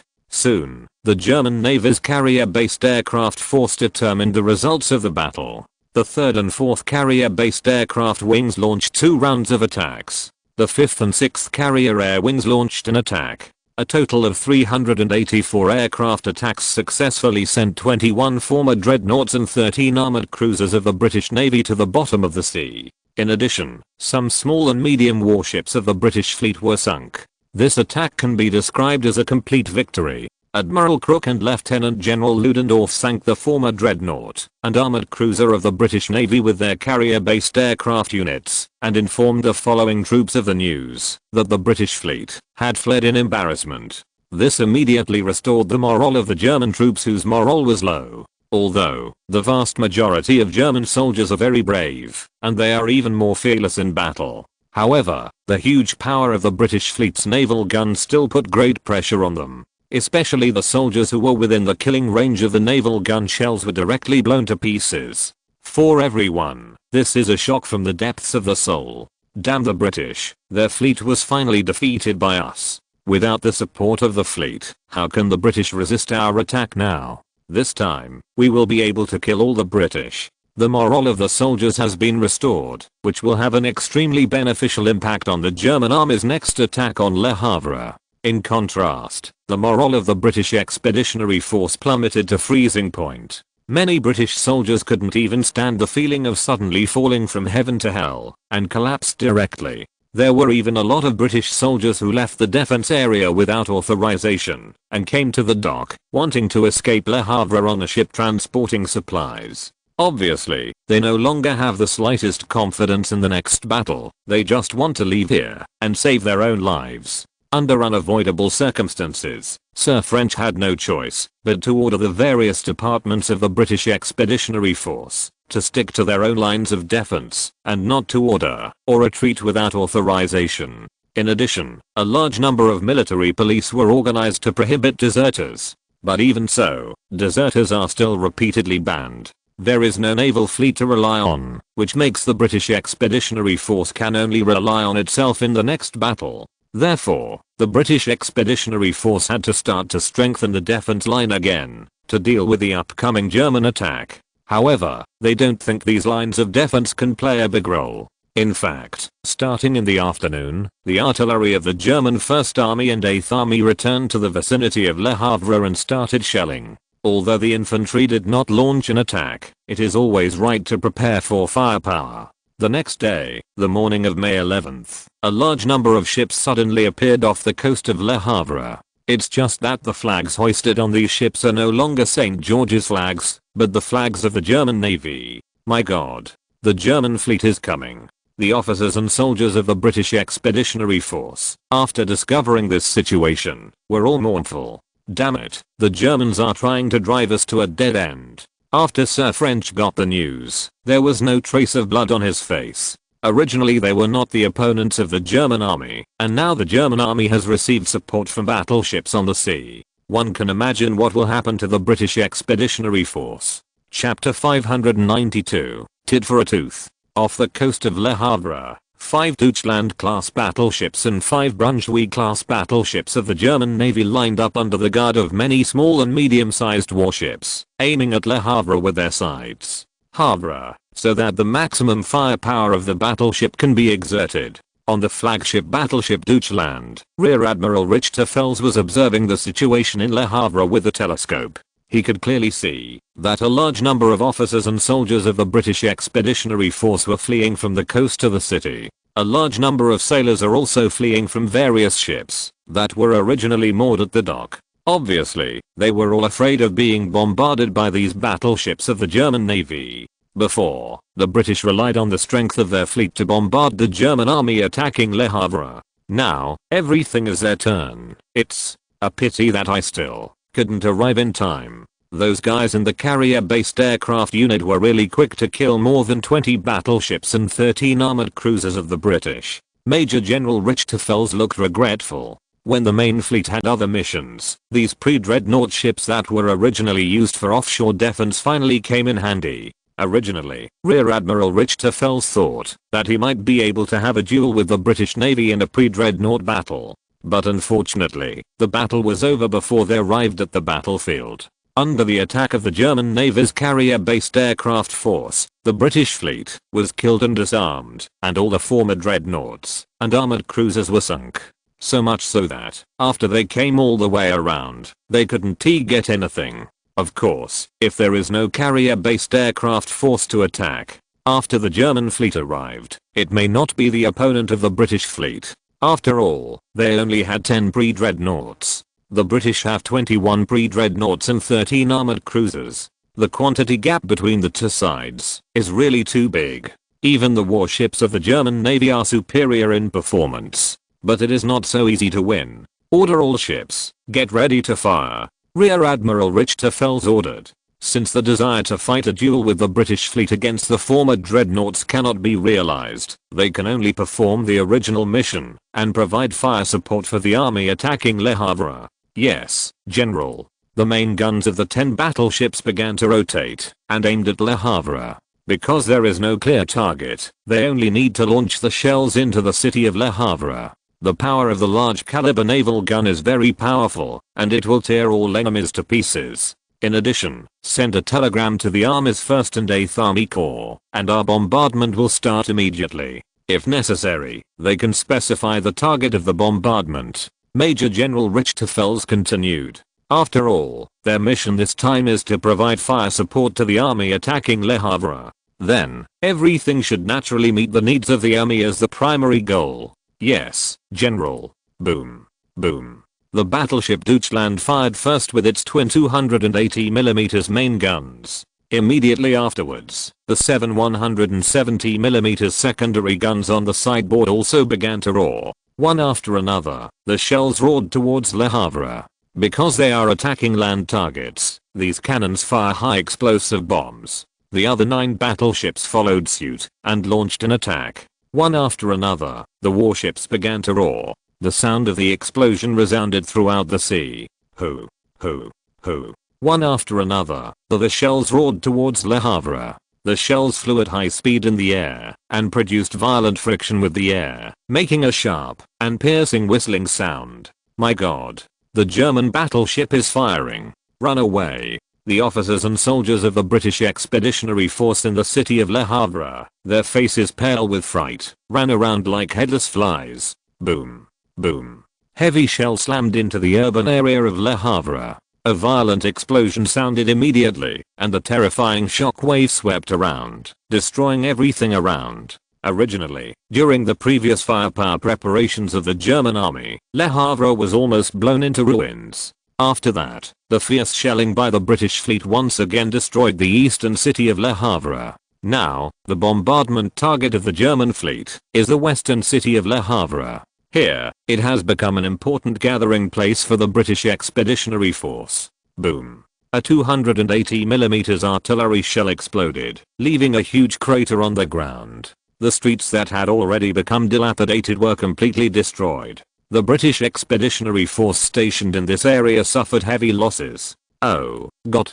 A British soldier saw with his own eyes that his company headquarters was hit by a shell. When the explosion disappeared, the entire company headquarters had disappeared. Everyone was blown to pieces. Hell, this place is asterisk at all. The British soldiers roared in horror. Then he stumbled and ran away into the distance. However, before he could take 2 steps, a shell exploded beside him. Then, his whole body disappeared in the explosion. Boom. Boom. Boom. Violent explosions continued to sound in the city of Le Havre. The officers and soldiers of the British Expeditionary Force were blown to pieces during the explosion. Their losses began to soar.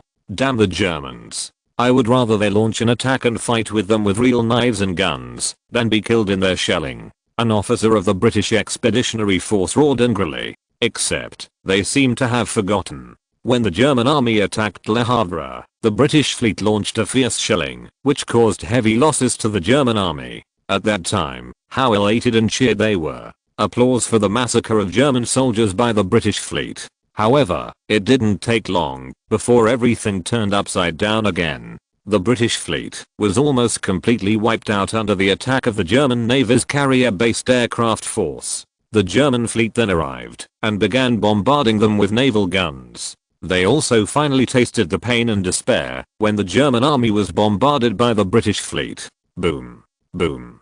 Several 170mm artillery shells fell one after another, and a British army position was covered by artillery fire. When the smoke cleared, the entire position disappeared. The 170mm secondary gun is not as powerful as the 280mm main gun, but it is still not something that ordinary infantry positions can resist. The German army's tit-for-tat tactics began to make the British Expeditionary Force pay an unbearable price. Chapter 593, Crash. What a beautiful sound. What a beautiful scene. I really hope that the bombardment of the fleet can kill all those British. Admiral Crook put down the binoculars in his hand, with a smile on his face. Yes, General. Now it's the British's turn to tremble under our bombardment. I think the naval bombardment will certainly not do much harm to the British, but for their morale blow, it must be fatal. At that time, we can easily defeat these British people. Lieutenant General Ludendorff said. Admiral Crook nodded. It seems that this **** battle will be over soon. For the German army, after the battle on the French battlefield is over, most of the battle has been completed. Next, it was the turn to attack the British mainland. Although, the British will definitely persist in resistance at home. However, it is foreseeable that the German army will definitely use its powerful combat power to smash the resistance of the British. At that time, this battle will be over. General, our infantry must get ready. After the fleet's bombardment is over, launch an attack immediately. Before the British can react, attack Le Havre and end the battle as quickly as possible. Lieutenant General Dendorf said. Well, it's totally possible. This idea is very good. Admiral Crook nodded again and again. When the German fleet bombarded Le Havre, the infantry of the 1st Army and the 8th Army also slowly approached Le Havre. However, they did not launch an attack immediately, but waited for their own fleet to complete the shelling before launching an attack. Originally, the morale of the troops suffered heavy losses due to the heavy shelling of the British fleet, but now, it has begun to recover rapidly. The soldiers watched the artillery shells of their own fleet continuously fall into the city of Le Havre. Smoke and smoke, straight into the sky. This feeling boosted their morale. I'm more confident in defeating the enemy. Although, the shelling of large caliber naval guns is very shocking. However, if it is one's own large caliber guns naval bombarding the enemy, it will undoubtedly increase one's morale. This played a big role in restoring the morale of the German army. Of course, this is not so wonderful for the British who are undergoing fierce German naval artillery strikes. They had realized what it would be like to be bombarded by such a large caliber naval gun. Although the former dreadnought of the German army used a 280mm main gun, in terms of power, it was no worse than the British Navy's 305mm main gun. The heavy high explosive bomb contains a large amount of explosives. Once it explodes, it can destroy everything around it. The defensive positions hastily constructed by the British Expeditionary Force were easily destroyed under the bombardment of these large caliber artillery shells, like paper. Also destroyed were the soldiers of the British Expeditionary Force. They were destroyed from body to spirit. My god. So the shelling of large caliber naval guns is so terrifying. Dozens of British soldiers hid in a modified anti-bunker cave in a basement. Although, the basement has been reinforced. But whether they can withstand the large caliber naval guns of the German army, they have no idea. Violent explosions continued to sound, and the entire basement seemed to be shaking. Dust kept falling from the ceiling of the basement, making the British soldiers hiding inside feel ashamed. However, no one cares about these at all. Now, everyone can only pray to God that the basement can stand the bombardment of the German large caliber naval guns. In this case, they might be able to save their lives. Otherwise, if the basement collapsed, they would all have to be buried alive in it. As long as it is not directly hit, it should be able to withstand it, said a British officer. However, just as he finished speaking, there was an earth-shattering explosion. The ceiling in the basement was cracked suddenly during the explosion. A large number of stones fell, and the British soldiers below were buried in it before they had time to react. This is a 280mm artillery shell, which directly hit the top of this basement. Even if it is reinforced, it cannot withstand this large caliber naval gun. Under the heavy shelling of the German fleet, the losses of the British Expeditionary Force began to soar. Numerous soldiers of the Expeditionary Force were killed in the explosion, or were buried alive, because of the collapse of the anti-battery holes. Few people were seriously injured. Because once it is affected by large caliber naval guns, it is basically death. The headquarters of the Expeditionary Force is very strong after all. Even if it is directly hit by a large caliber naval gun, it may not necessarily be blown up. However, the hearts of Sir French, Admiral Haig and Admiral Gow were like winter. Now, their troops are under heavy German shelling, and their losses are increasing. But they can't do anything. They can only watch all this helplessly. And, they are predictable. Once the German army launched an attack, the British Expeditionary Force may not be able to resist it at all. How could the officers and soldiers of the Expeditionary Forces, will to fight, have collapsed be the opponents of the wolf-like German army? But they can only do nothing about it. Neither Sir French nor Admiral Haig can do anything about it. What they can do is probably to watch the expeditionary army go to its final demise step by step. Even these senior generals ended up with two endings. One was captured by the German army, and the other lost their lives on the battlefield. Although the British army has a practice of rescuing important generals back to the country at the last moment. However, the German fleet is just off the coast of Le Havre, and it is very difficult to rescue these generals in China. The heavy shelling of the German fleet lasted for a whole morning. They caused extremely serious casualties to the British Expeditionary Force. In the afternoon, the attack of the German 1st Army and 8th Army started again. In this attack, the 1st Army invested 6 infantry divisions, and the 2nd Army invested 4 infantry divisions. Hundreds of thousands of people divided into 5 directions and stormed Le Havre.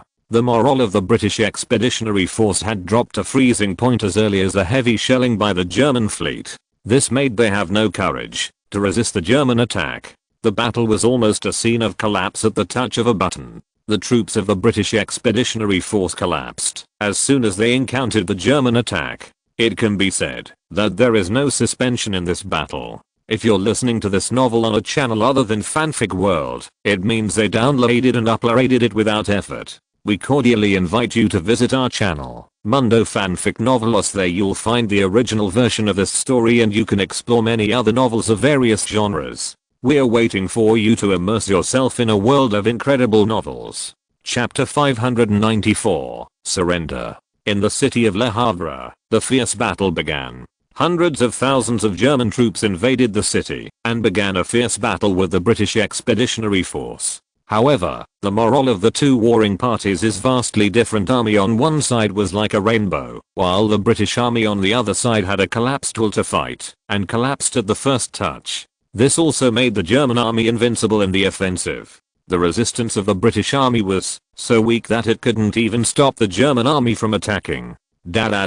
On a position of the British army, a heavy machine gun was firing. This kind of rapid fire weapon should have been a sharp weapon for killing enemies in urban defense operations. However, even with these weapons, the British soldiers whose will to fight has almost dropped to freezing point cannot display their combat effectiveness. Mortar, aim at the British machine gun position. Kill them. A second lieutenant platoon leader of the German army ordered. Boom. A 60mm mortar shell accurately hit the machine gun position. The bunker was blown up, and the machine gunner inside was also killed. However, the machine gun was not able to destroy it. Originally, the German army thought it was necessary to continue shelling. But what is surprising is that the British soldiers stationed there fled directly after the machine gun firepower point was destroyed. The German army took this British position almost effortless. Scenes like this can be seen almost everywhere on the battlefield. Facing the German attack, most of the British soldiers did not have the courage to continue fighting. In the case of collapse at the touch of a button, the positions of the British Expeditionary Force continued to be lost. Their activity space in Le Havre has also been suppressed a lot. Judging from this situation, they simply can't last long. By the evening of May 11th, when the German army stopped attacking, almost half of the entire Le Havre city had fallen into the hands of the German army. General Crook and Lieutenant General Ludendorff are very satisfied with today's attack. The two even optimistically believed that perhaps by tomorrow night, the entire Le Havre would be completely in the hands of the German army. The British Expeditionary Force stationed here will be completely eliminated. The battle situation has become even more unfavorable to the British Expeditionary Force. It was almost a certainty that they would lose the war. But what should they do next? This has become a headache for the leadership of the British Expeditionary Force. Your Excellency, we have already lost half of Le Havre in this afternoon's battle. The loss of troops is not very great. The most important problem is that those soldiers no longer have the courage to fight the Germans. Yes, often the Germans fired a few shells, and the soldiers lost their positions and fled in embarrassment. This made it impossible for us to continue in the city. Admiral Haig looked frustrated. There is no doubt that he has no confidence in the current situation. How long can we last in Le Havre? Sir French asked. Your Excellency, it's hard to say. Maybe we can hold on until tomorrow night. Admiral Goff said. Sir French couldn't help but smiled bitterly. We have at least 200,000 people in Le Havre. Can we only last for one day? Is the combat effectiveness of the expeditionary force already so weak? Your Excellency, although there are still many troops. However, everyone has no courage to continue fighting. Under such circumstances, even if there are more troops, what is the use? Admiral Haig said. Sir French nodded helplessly. He also knew that he was powerless now. Everyone, the matter has come to this. What do you think we should do next?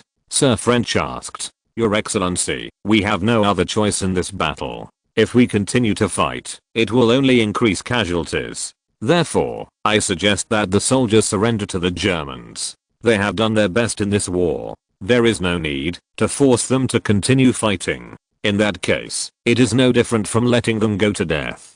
Admiral Haig suggested. Surrender? If you surrender, you can save the lives of those boys. In this case, they can be regarded as saved. But what should we do? I don't want to go into a German prisoner of war camp.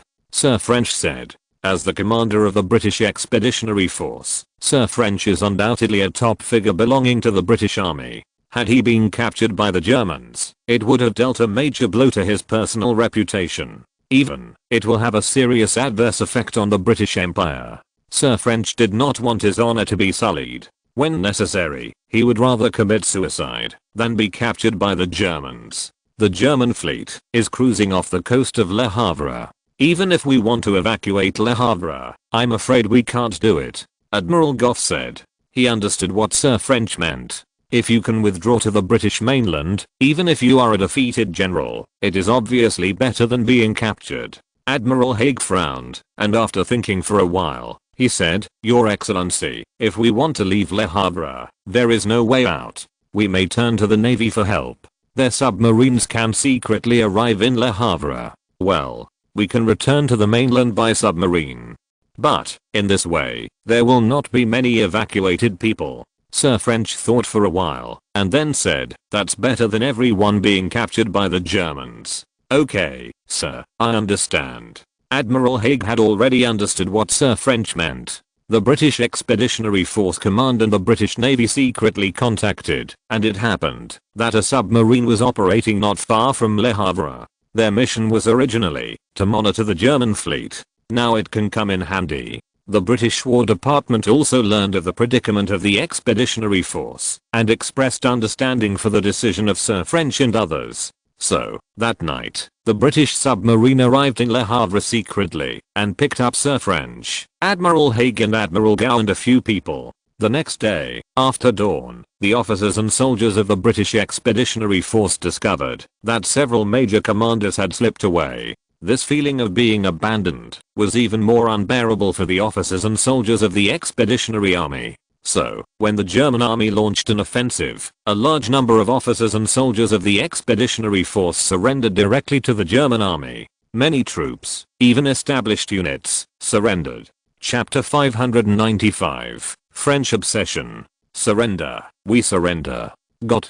We don't want to fight anymore. We want to go home. Countless officers and soldiers of the British Expeditionary Force stepped out of the trenches one after another. They dropped their weapons, raised their hands, and surrendered to the Germans. Under the heavy shelling of the German naval fleet, their will to fight has collapsed. Coupled with the escape of several major commanders, they did not have the courage to continue fighting. The desire to survive surpassed the honor and disgrace of individuals and the country. Under such circumstances, surrender became their only choice for the officers and soldiers of the British Expeditionary Force who only wanted to survive. Facing the surrender of the British Expeditionary Force, although the German army was a little surprised, they still accepted their surrender with a smile on their faces. Of course, it is very easy for them to eliminate these officers and soldiers of the British Expeditionary Force who have no fighting spirit. However, the so-called rabbit will bite people in a hurry. In a battle, no matter how smooth it is, the winning party will pay a certain price. It is simply impossible to fight a battle with zero casualties. Therefore, the surrender of the British is also of great benefit to the German army. This allowed them to take Le Havre with minimal effort. Moreover, the time consuming is also the least, and the casualties are also the least. General Crook and Lieutenant General Ludendorff are also happy to see such a situation. Whether it is captured or annihilated, it is a victory. They don't care about the process, only the final result. General, the last resisting British expeditionary force has put down its arms. The Battle of Le Havre is over. Lieutenant General Ludendorff showed a smile on his face. At the same time, he also breathed a sigh of relief. After all, the Battle of Le Havre this time can be described as full of twists and turns. Originally thought it would be easy to win, but because of the sneak attack of the Royal Navy fleet, they suffered heavy losses. Fortunately, the carrier-based aircraft units and fleet of the Imperial Navy gave them support. Otherwise, they really couldn't win Le Havre. It's finally over. Fortunately, although there have been some accidents. But overall, the result is still satisfactory to us. Admiral Crook said, yes. The entire French battlefield is almost over, and there won't be any big battles. Lieutenant General Ludendorff said, although the French army is still resisting, the main armies of the German army are also continuing to move south. However, the French army kept retreating on the battlefield, and they simply didn't have the courage to continue fighting the German army. Predictably, once they had retreated to the south of France, they would have to make a choice. In other words, there is no other choice. The surrender of the British Expeditionary Force in Le Havre was undoubtedly a heavy blow to the French government. It made them even less confident about the current war. In other words, I don't have the courage to fight anymore.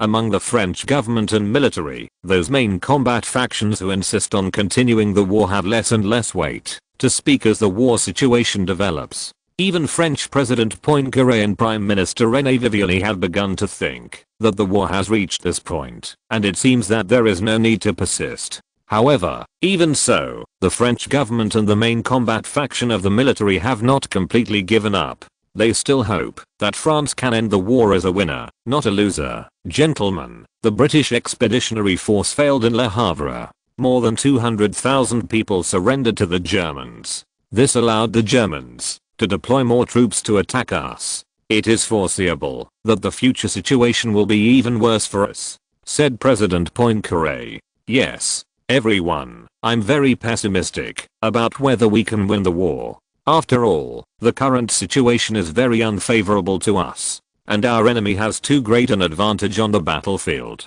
Prime Minister René Viviani also said, Your Excellency the President, Your Excellency the Prime Minister, I do not deny that the current situation is very unfavorable to us. The Germans have indeed taken an absolute advantage. However, we still have a chance. If the combined fleet can defeat the German Navy, then the situation will develop in our favor. At that time, a large amount of resources from the colonies, as well as aid from the United States, will make us stronger again.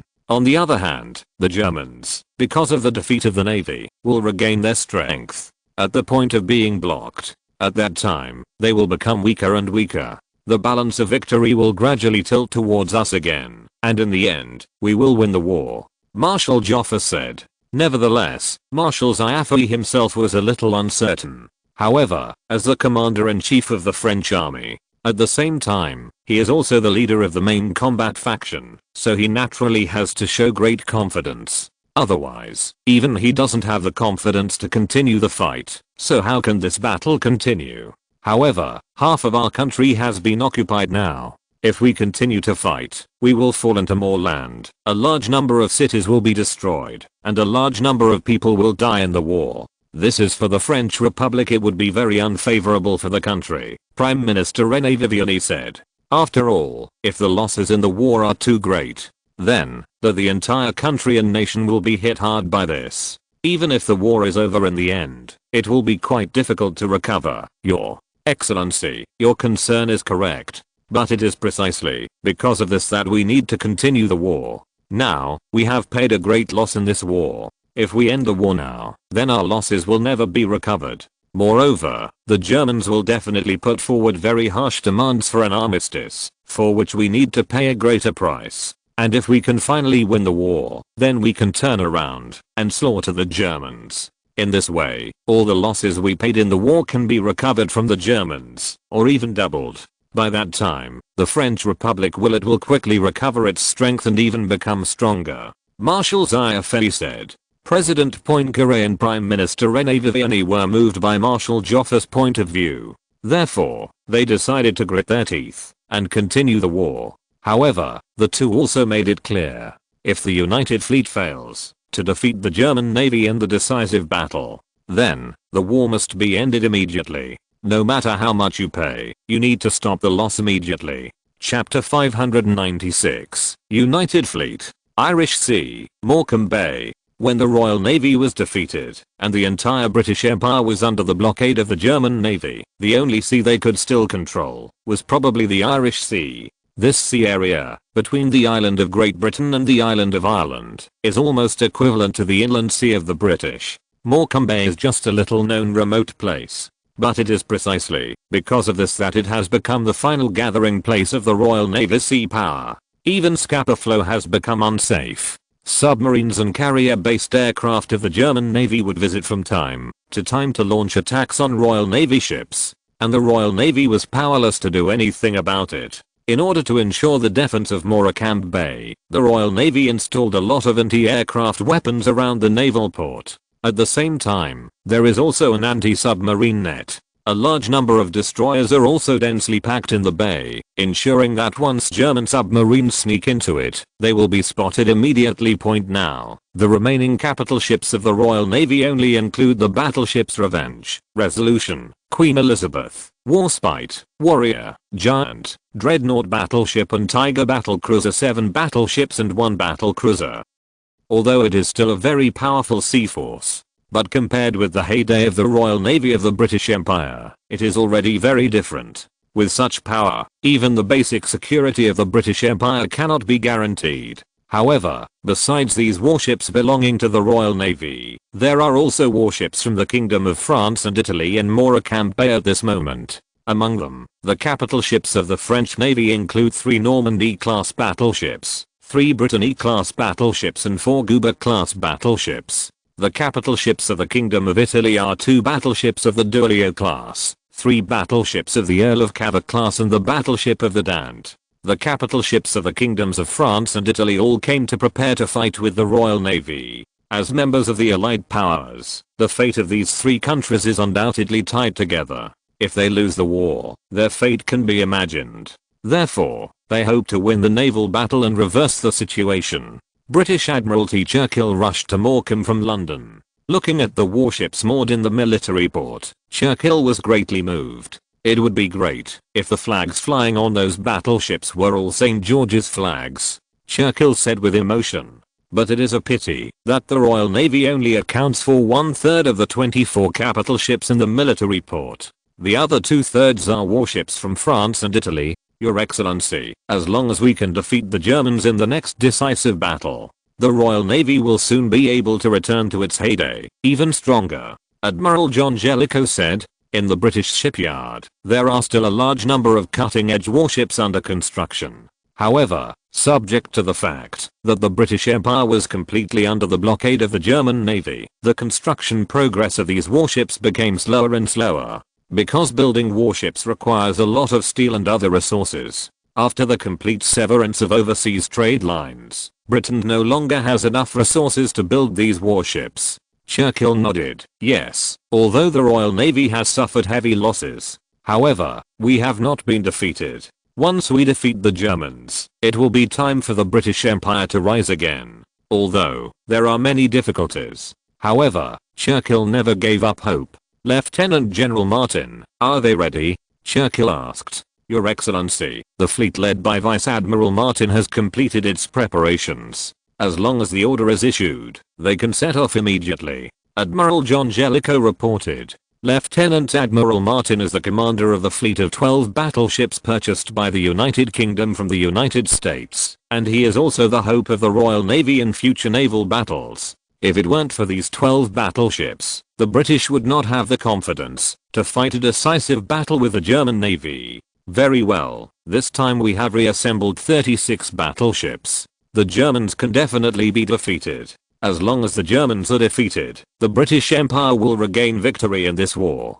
Churchill said. Your Excellency, I have no doubts about this. Admiral John Jellicoe said.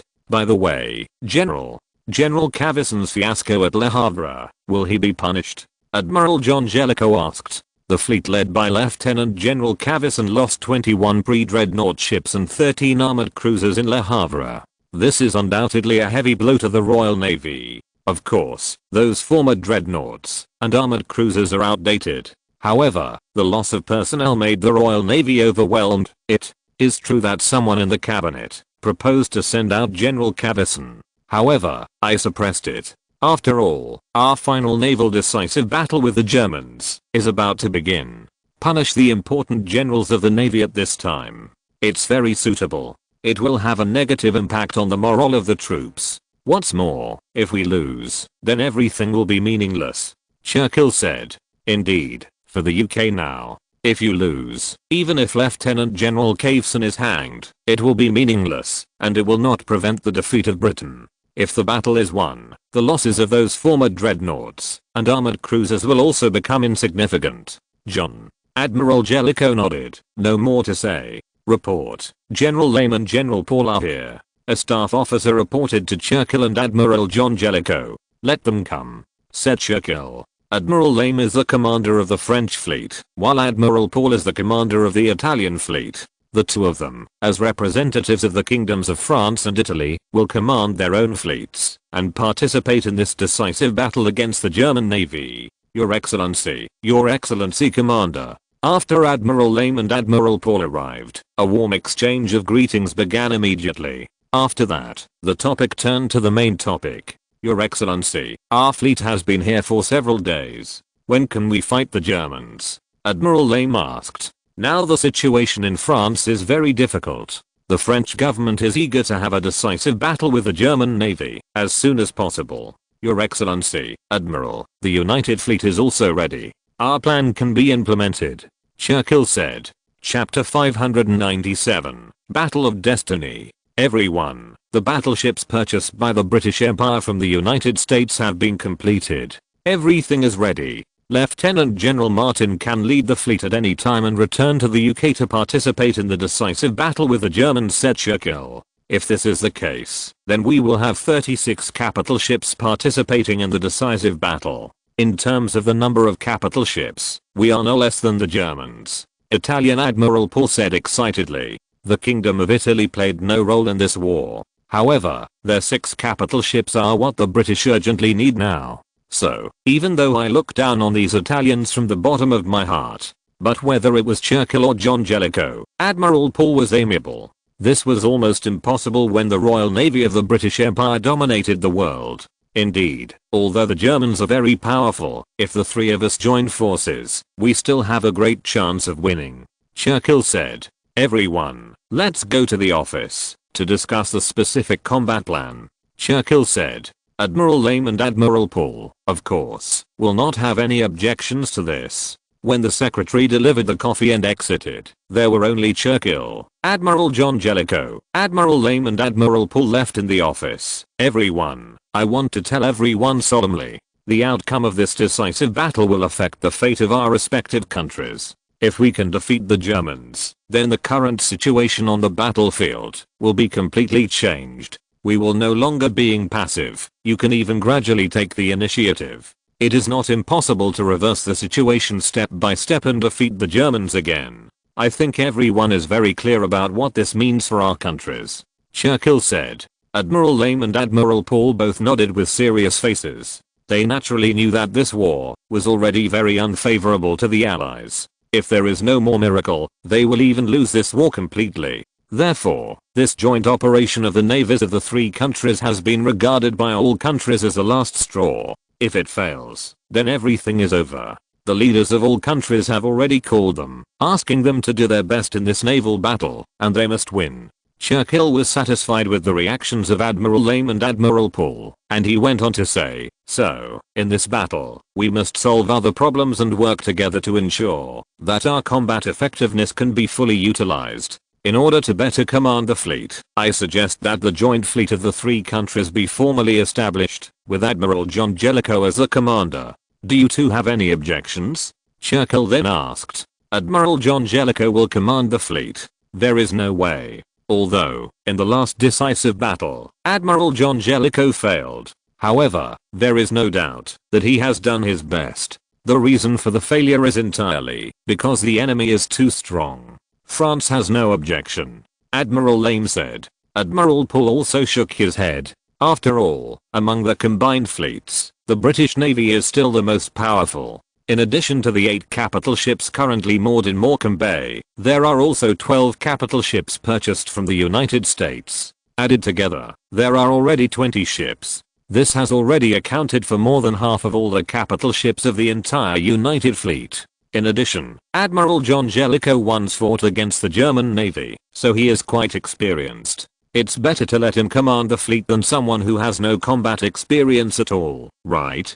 After all, this is a battle that concerns the fate of the country, and there is no room for carelessness. Then, the two of you will be the deputy commanders of the joint fleet. You still command the fleets of your own countries. As for the chief of staff of the fleet, David Beatty will be the lieutenant general. Churchill continued. Regarding this, Admiral Lame and Admiral Paul also have no objection. It is already very good to be able to command the fleet of one's own country. At least there is no need to worry about being used as cannon fodder by the British in the decisive battle. General Jellicoe, please introduce the specific combat plan. Churchill said. Yes, Your Excellency. Admiral John Jellicoe nodded. Everyone, this time our decisive battle with the Germans is planned to be formed in the western waters of England. First, the fleet of 12 battleships led by Lieutenant General Martin will attack the German fleet. At the same time, we will lead the joint. The main force of the fleet is to set off from the Irish Sea to cut off the retreat of the German fleet.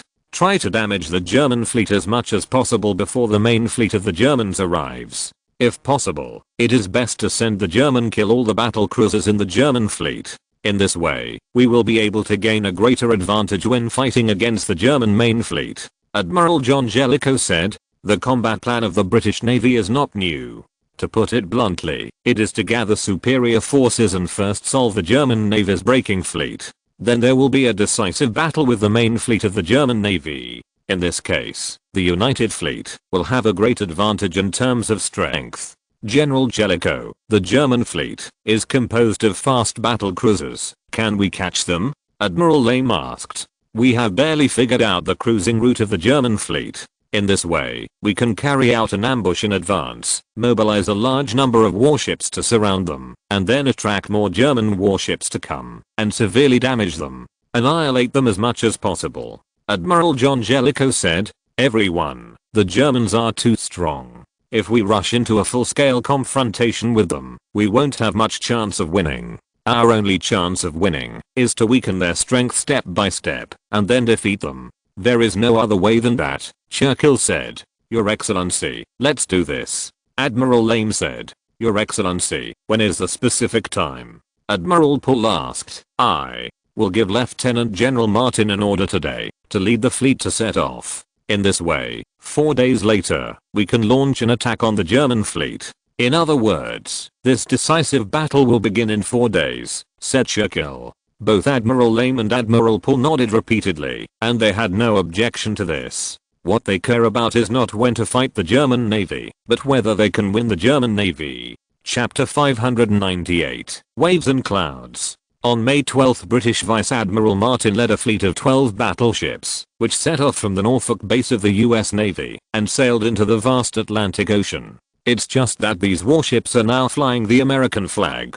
In order to keep it secret, they will not be replaced by the St. George's flag of the British Navy until the outbreak of battle. Of course, this is because the Americans have opened the door to them. Otherwise, all this would be impossible. Among other things, even if the British bought a warship, it is not so easy to hide and get used to it, so as not to be discovered by the Germans. The US government undoubtedly took a lot of risks in doing so. Once Germany finally finds out, it will inevitably cause serious cracks in their relationship with Germany. Although a war will not break out, it will inevitably be attacked by Germany after the war. Of course, even if Americans don't do that, after Germany won the World War, in order to ensure its own status and security, it will spare no effort to suppress the United States. For its own benefit, the United States can only try its best to make Germany weakened as much as possible during the war. In this way, their pressure will be less after the war. As for whether the combined fleet of the Allied powers can defeat Germany in one fell swoop in this decisive battle, in this regard, the United States is not very optimistic. Although there are many capital ships in the combined fleet of the Allied powers, their strength is also very strong. But it doesn't mean that the more capital ships, the stronger the strength. Through one naval battle after another, the German Navy has established their position as the supremacy of the sea. However, all of this has nothing to do with the United States. They are just spectators in this decisive battle at sea, and also took the opportunity to kill the British civilly. Those warships with poor performance were all sold at sky-high prices. This allows them to have the funds to build new capital ships next. In addition, by seizing the British colonies, their forces successfully entered the southern Caribbean. This is very helpful for consolidating the position of the United States in this region and their interests. It can be said that it is precisely because of this that the United States has become the biggest winner in this naval battle. After the Royal Navy was beaten to the ground, the US Navy has become the most powerful maritime force protecting after the German Navy. In addition, the relationship between the two countries is also very bad, and even a war in the Atlantic Ocean almost broke out. Therefore, the movement of the US Navy has also become the focus of the German Navy. Are many submarines and reconnaissance ships operating on the east coast of the United States all year round. In particular, the Norfolk Naval Base, the home port of the US Navy's Atlantic Fleet, has become a key monitoring target of the German Navy. The British fleet had just left the Norfolk Naval Base when it was discovered by the German Navy's reconnaissance ship. While tracking, they reported to the country. However, with the help of the cover of night, the British fleet got rid of the German Navy's reconnaissance ships. The Atlantic is vast, even with the size of the British fleet, but it is undoubtedly very difficult to find a fleet on the vast ocean. Kielport, German Navy High Seas Fleet Command. Fleet Commander Admiral Reinhard and Chief of Staff Lieutenant General Hipper are studying this piece of information. What exactly do the Americans want to do?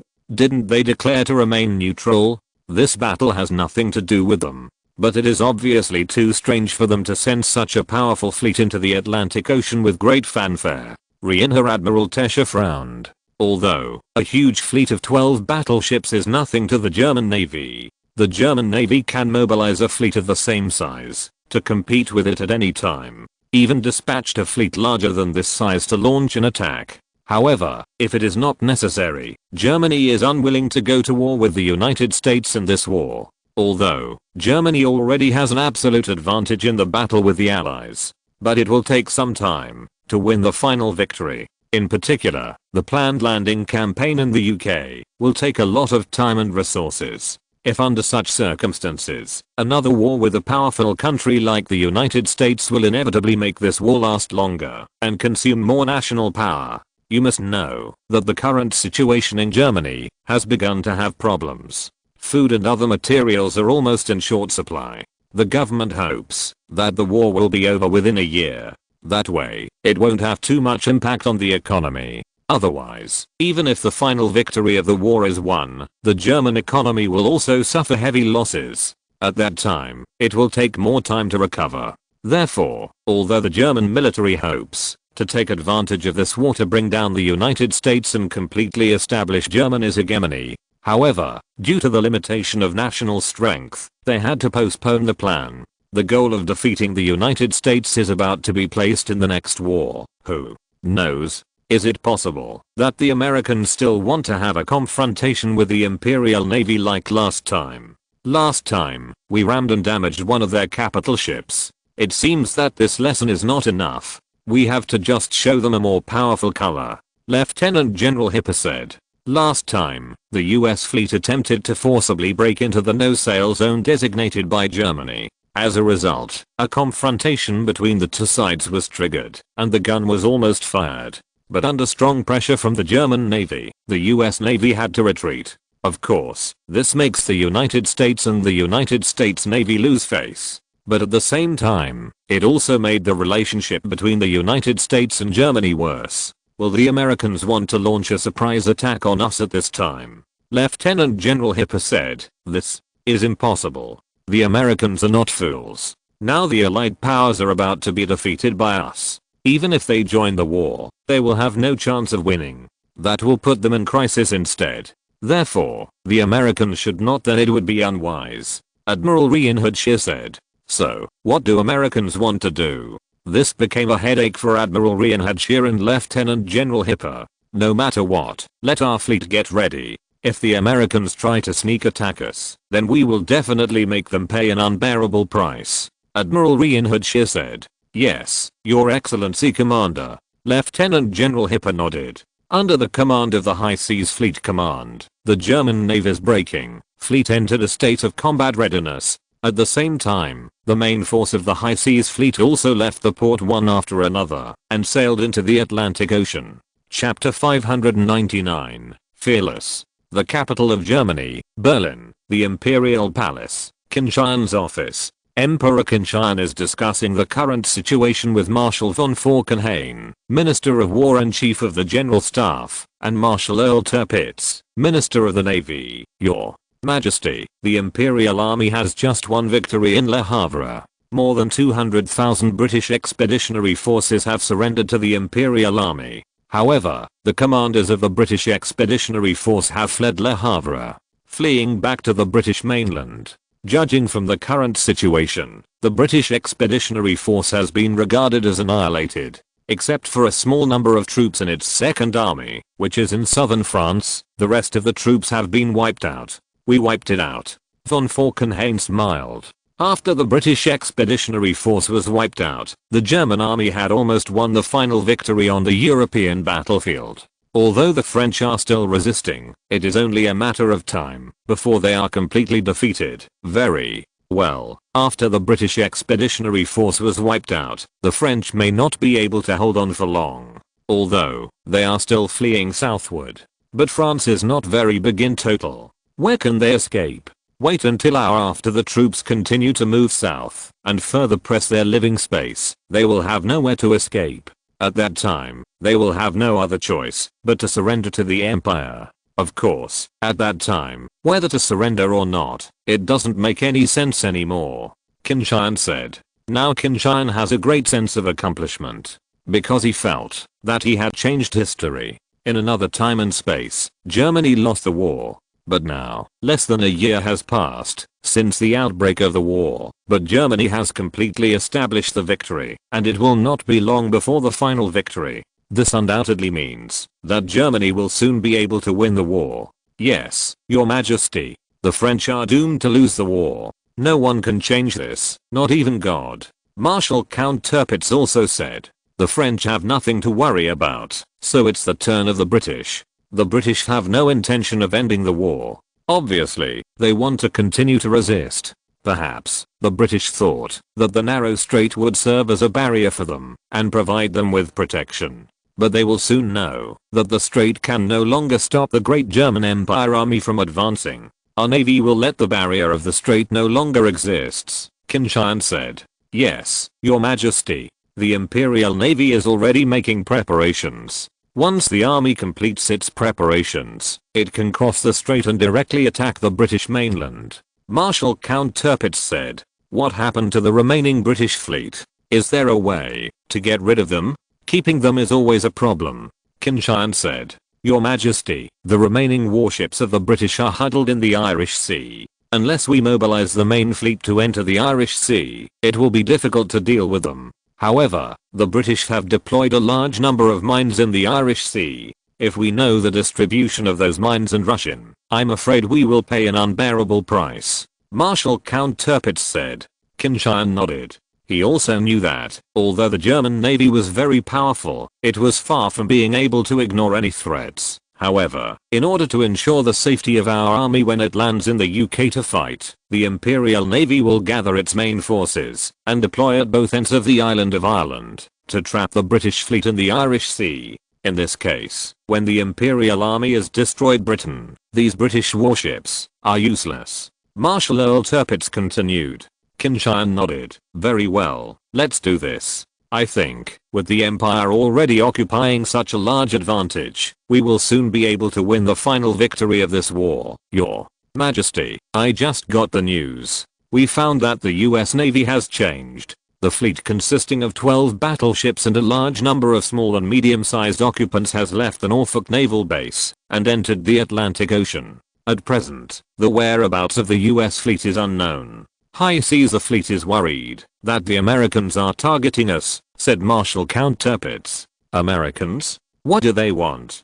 Qin Tian couldn't help frowning. Now the war was about to end with a German victory. It is undoubtedly very uneconomical for the Americans to be involved in the war at this time. Your Majesty, we still can't guess the intentions of the Americans. But it is obvious that the Americans must have bad intentions, said Marshal Earl Tirpitz. Let the Navy get ready. If the Americans dare to get involved in this war, then hit me hard. Let them pay enough for this. Qin Tian said. Although, after the United States joins the war, Germany will pay a greater price in this war. However, the current situation is not as good as it was at the beginning of the war. When the war first started, Germany fought on two fronts. If the United States joins the war, it will make Germany's chances of winning very small. It is different now. Germany already has an absolute advantage. Even if the Americans join the Allied powers to fight, it will not prevent Germany from winning the final victory.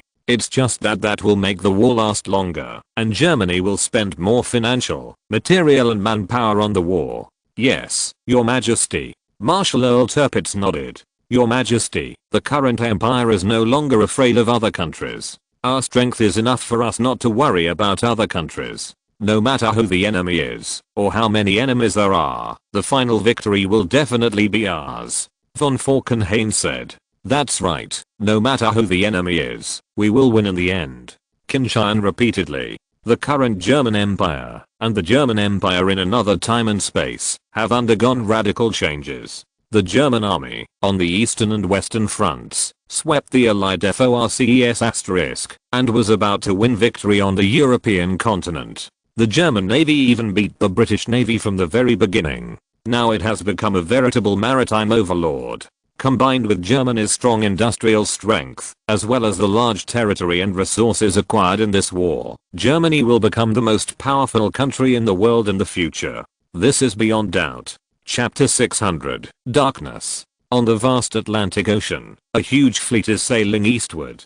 There are more than 80 warships, large and small, including 12 battleships, 5 armored cruisers, 20 light cruisers and 50 destroyers. Although, this fleet is flying the American flag. However, from generals to ordinary soldiers, they are all British. This fleet is precisely the fleet that Britain secretly purchased from the United States. The battleship Nevada is the flagship of this fleet, and is at the center of the entire fleet. The other battleships are scattered around. Lieutenant General Martin stood on the front deck of the battleship Nevada, blowing the sea breeze, feeling a little uncomfortable. From Lieutenant General Martin's professional perspective, the performance of American warships is indeed not very good. Although the firepower is not weak, the armor is also thick.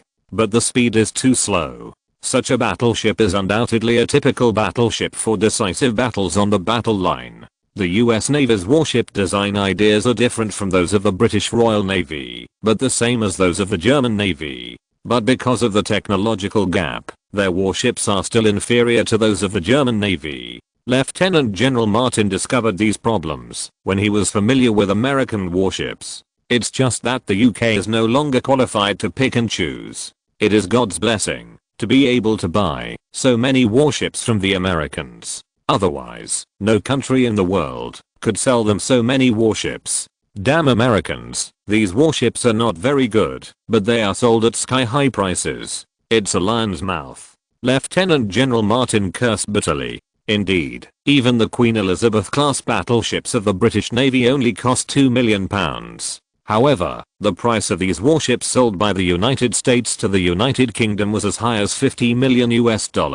This price is already 5 times that of the Queen Elizabeth-class battleship. When we defeat the Germans, we must make the Americans pay for their greed. Lieutenant General Martin thought secretly. This time, he was brutally slaughtered by the Americans, which made the generals of the Royal Navy very dissatisfied. If possible, they naturally hope that one day they will be able to make the Americans pay for it. Of course, the prerequisite is that they must defeat the German Navy in the next naval battle. Otherwise, the Royal Navy will cease to exist, let alone trouble the Americans. General, a telegram from the headquarters. A communications officer reported. Lieutenant General Martin took the telegram and read it carefully. This telegram is a battle plan sent by the United Fleet Command. Lieutenant General Martin was required to lead the fleet to reach the waters about 200 kilometers west of the island of Ireland and launch an attack on part of the German Navy's breaking fleet to attract other fleets of the German Navy. The main force of the United Fleet will arrive later to cooperate with them in besieging the German Navy. Call back to Fleet Command. We will follow the plan. Lieutenant General Martin said. Yes, General. The communications officer immediately went to send a telegram. May God bless us and hope that this time we can defeat the Germans. Lieutenant General Martin secretly prayed to God for them. This is the last chance. If it fails to defeat the Germans' navy this time, then there will never be such an opportunity in the future. The Royal Navy will never have a chance to return to supremacy of the seas. Even the British Empire would be destroyed by it. It can be seen how important this decisive battle is to the British Empire. The British fleet continued to secretly advance to the eastern waters of the Atlantic Ocean because they were flying the American flag, so they didn't have to worry about being discovered by the German Navy. Even if it was discovered by the German Navy, it would be nothing. The United States is a neutral country, and the German Navy does not have the right to board these warships for inspection. Naturally, it will not be discovered that the people driving these American warships are all British. Lieutenant General Martin hopes that he can lead the fleet close to the German Navy and then suddenly attack. In this case, it may be possible to catch the German Navy by surprise, and their chances of winning will be increased. After all, the German Navy is too powerful. In the previous naval battles, the Royal Navy has been taught their strength several times. Although the Royal Navy has a profound background, the quality of its officers and soldiers is world class. However, in the naval battle, he was beaten on the ground by the rising star of the German Navy. Therefore, if the British Navy wants to win the decisive battle, it has to adopt some unconventional tactics. Using the disguise of the US fleet, secretly approaching the German fleet, and then launching a surprise attack has become an excellent tactic. The fleet led by Vice Admiral Martin has suddenly become the key force for the Royal Navy to reverse the situation and defeat the German Navy. On May 16th, in the waters west of the island of Ireland, 3 Blücher-class battle cruisers of the German Navy are cruising in this sea area. Their task is to strengthen the blockade of the United Kingdom, to ensure that no ship from any country can reach the United Kingdom, and to send the British all kinds of supplies they urgently need. On the battle cruiser Blücher, Rear Admiral Lubeck of the German Navy was drinking coffee leisurely. For the German Navy's breaking fleet, the current task is undoubtedly very easy. The main force of the British Navy has been wiped out by them, and the remaining warships can only hide in the military port and lick their wounds. The entire ocean is already under the control of the German Navy. Today's weather is really good. It would be even better if we could encounter a few British warships and sink them. Major General Lubeck put down his coffee and said with a smile, "General, we haven't encountered a British warship for 3 days." A staff officer said, "Yeah, it's been 3 days. Such a mission is really boring. It's hard to imagine why the British are still unwilling to surrender at this point. Even if they persist, they will never win. It's possible," Major General Lubeck said. "General, maybe the British think they still have a chance of winning. HMPH. That is absolutely impossible. Even if God shows up, it is impossible to help the British win this war," Major General Lubeck said confidently. Report to the General, a fleet is found due west. The staff officer reported. Fleet. Order all ships to increase vigilance. Major General Lubeck ordered. End of this chapter. Thank you very much for reaching the end. Don't forget to like. Looking for more exclusive content and immediate access? Subscribe to our Patreon. Remember, every like, subscription, or donation encourages us to continue. Thanks to everyone. See you in the next video.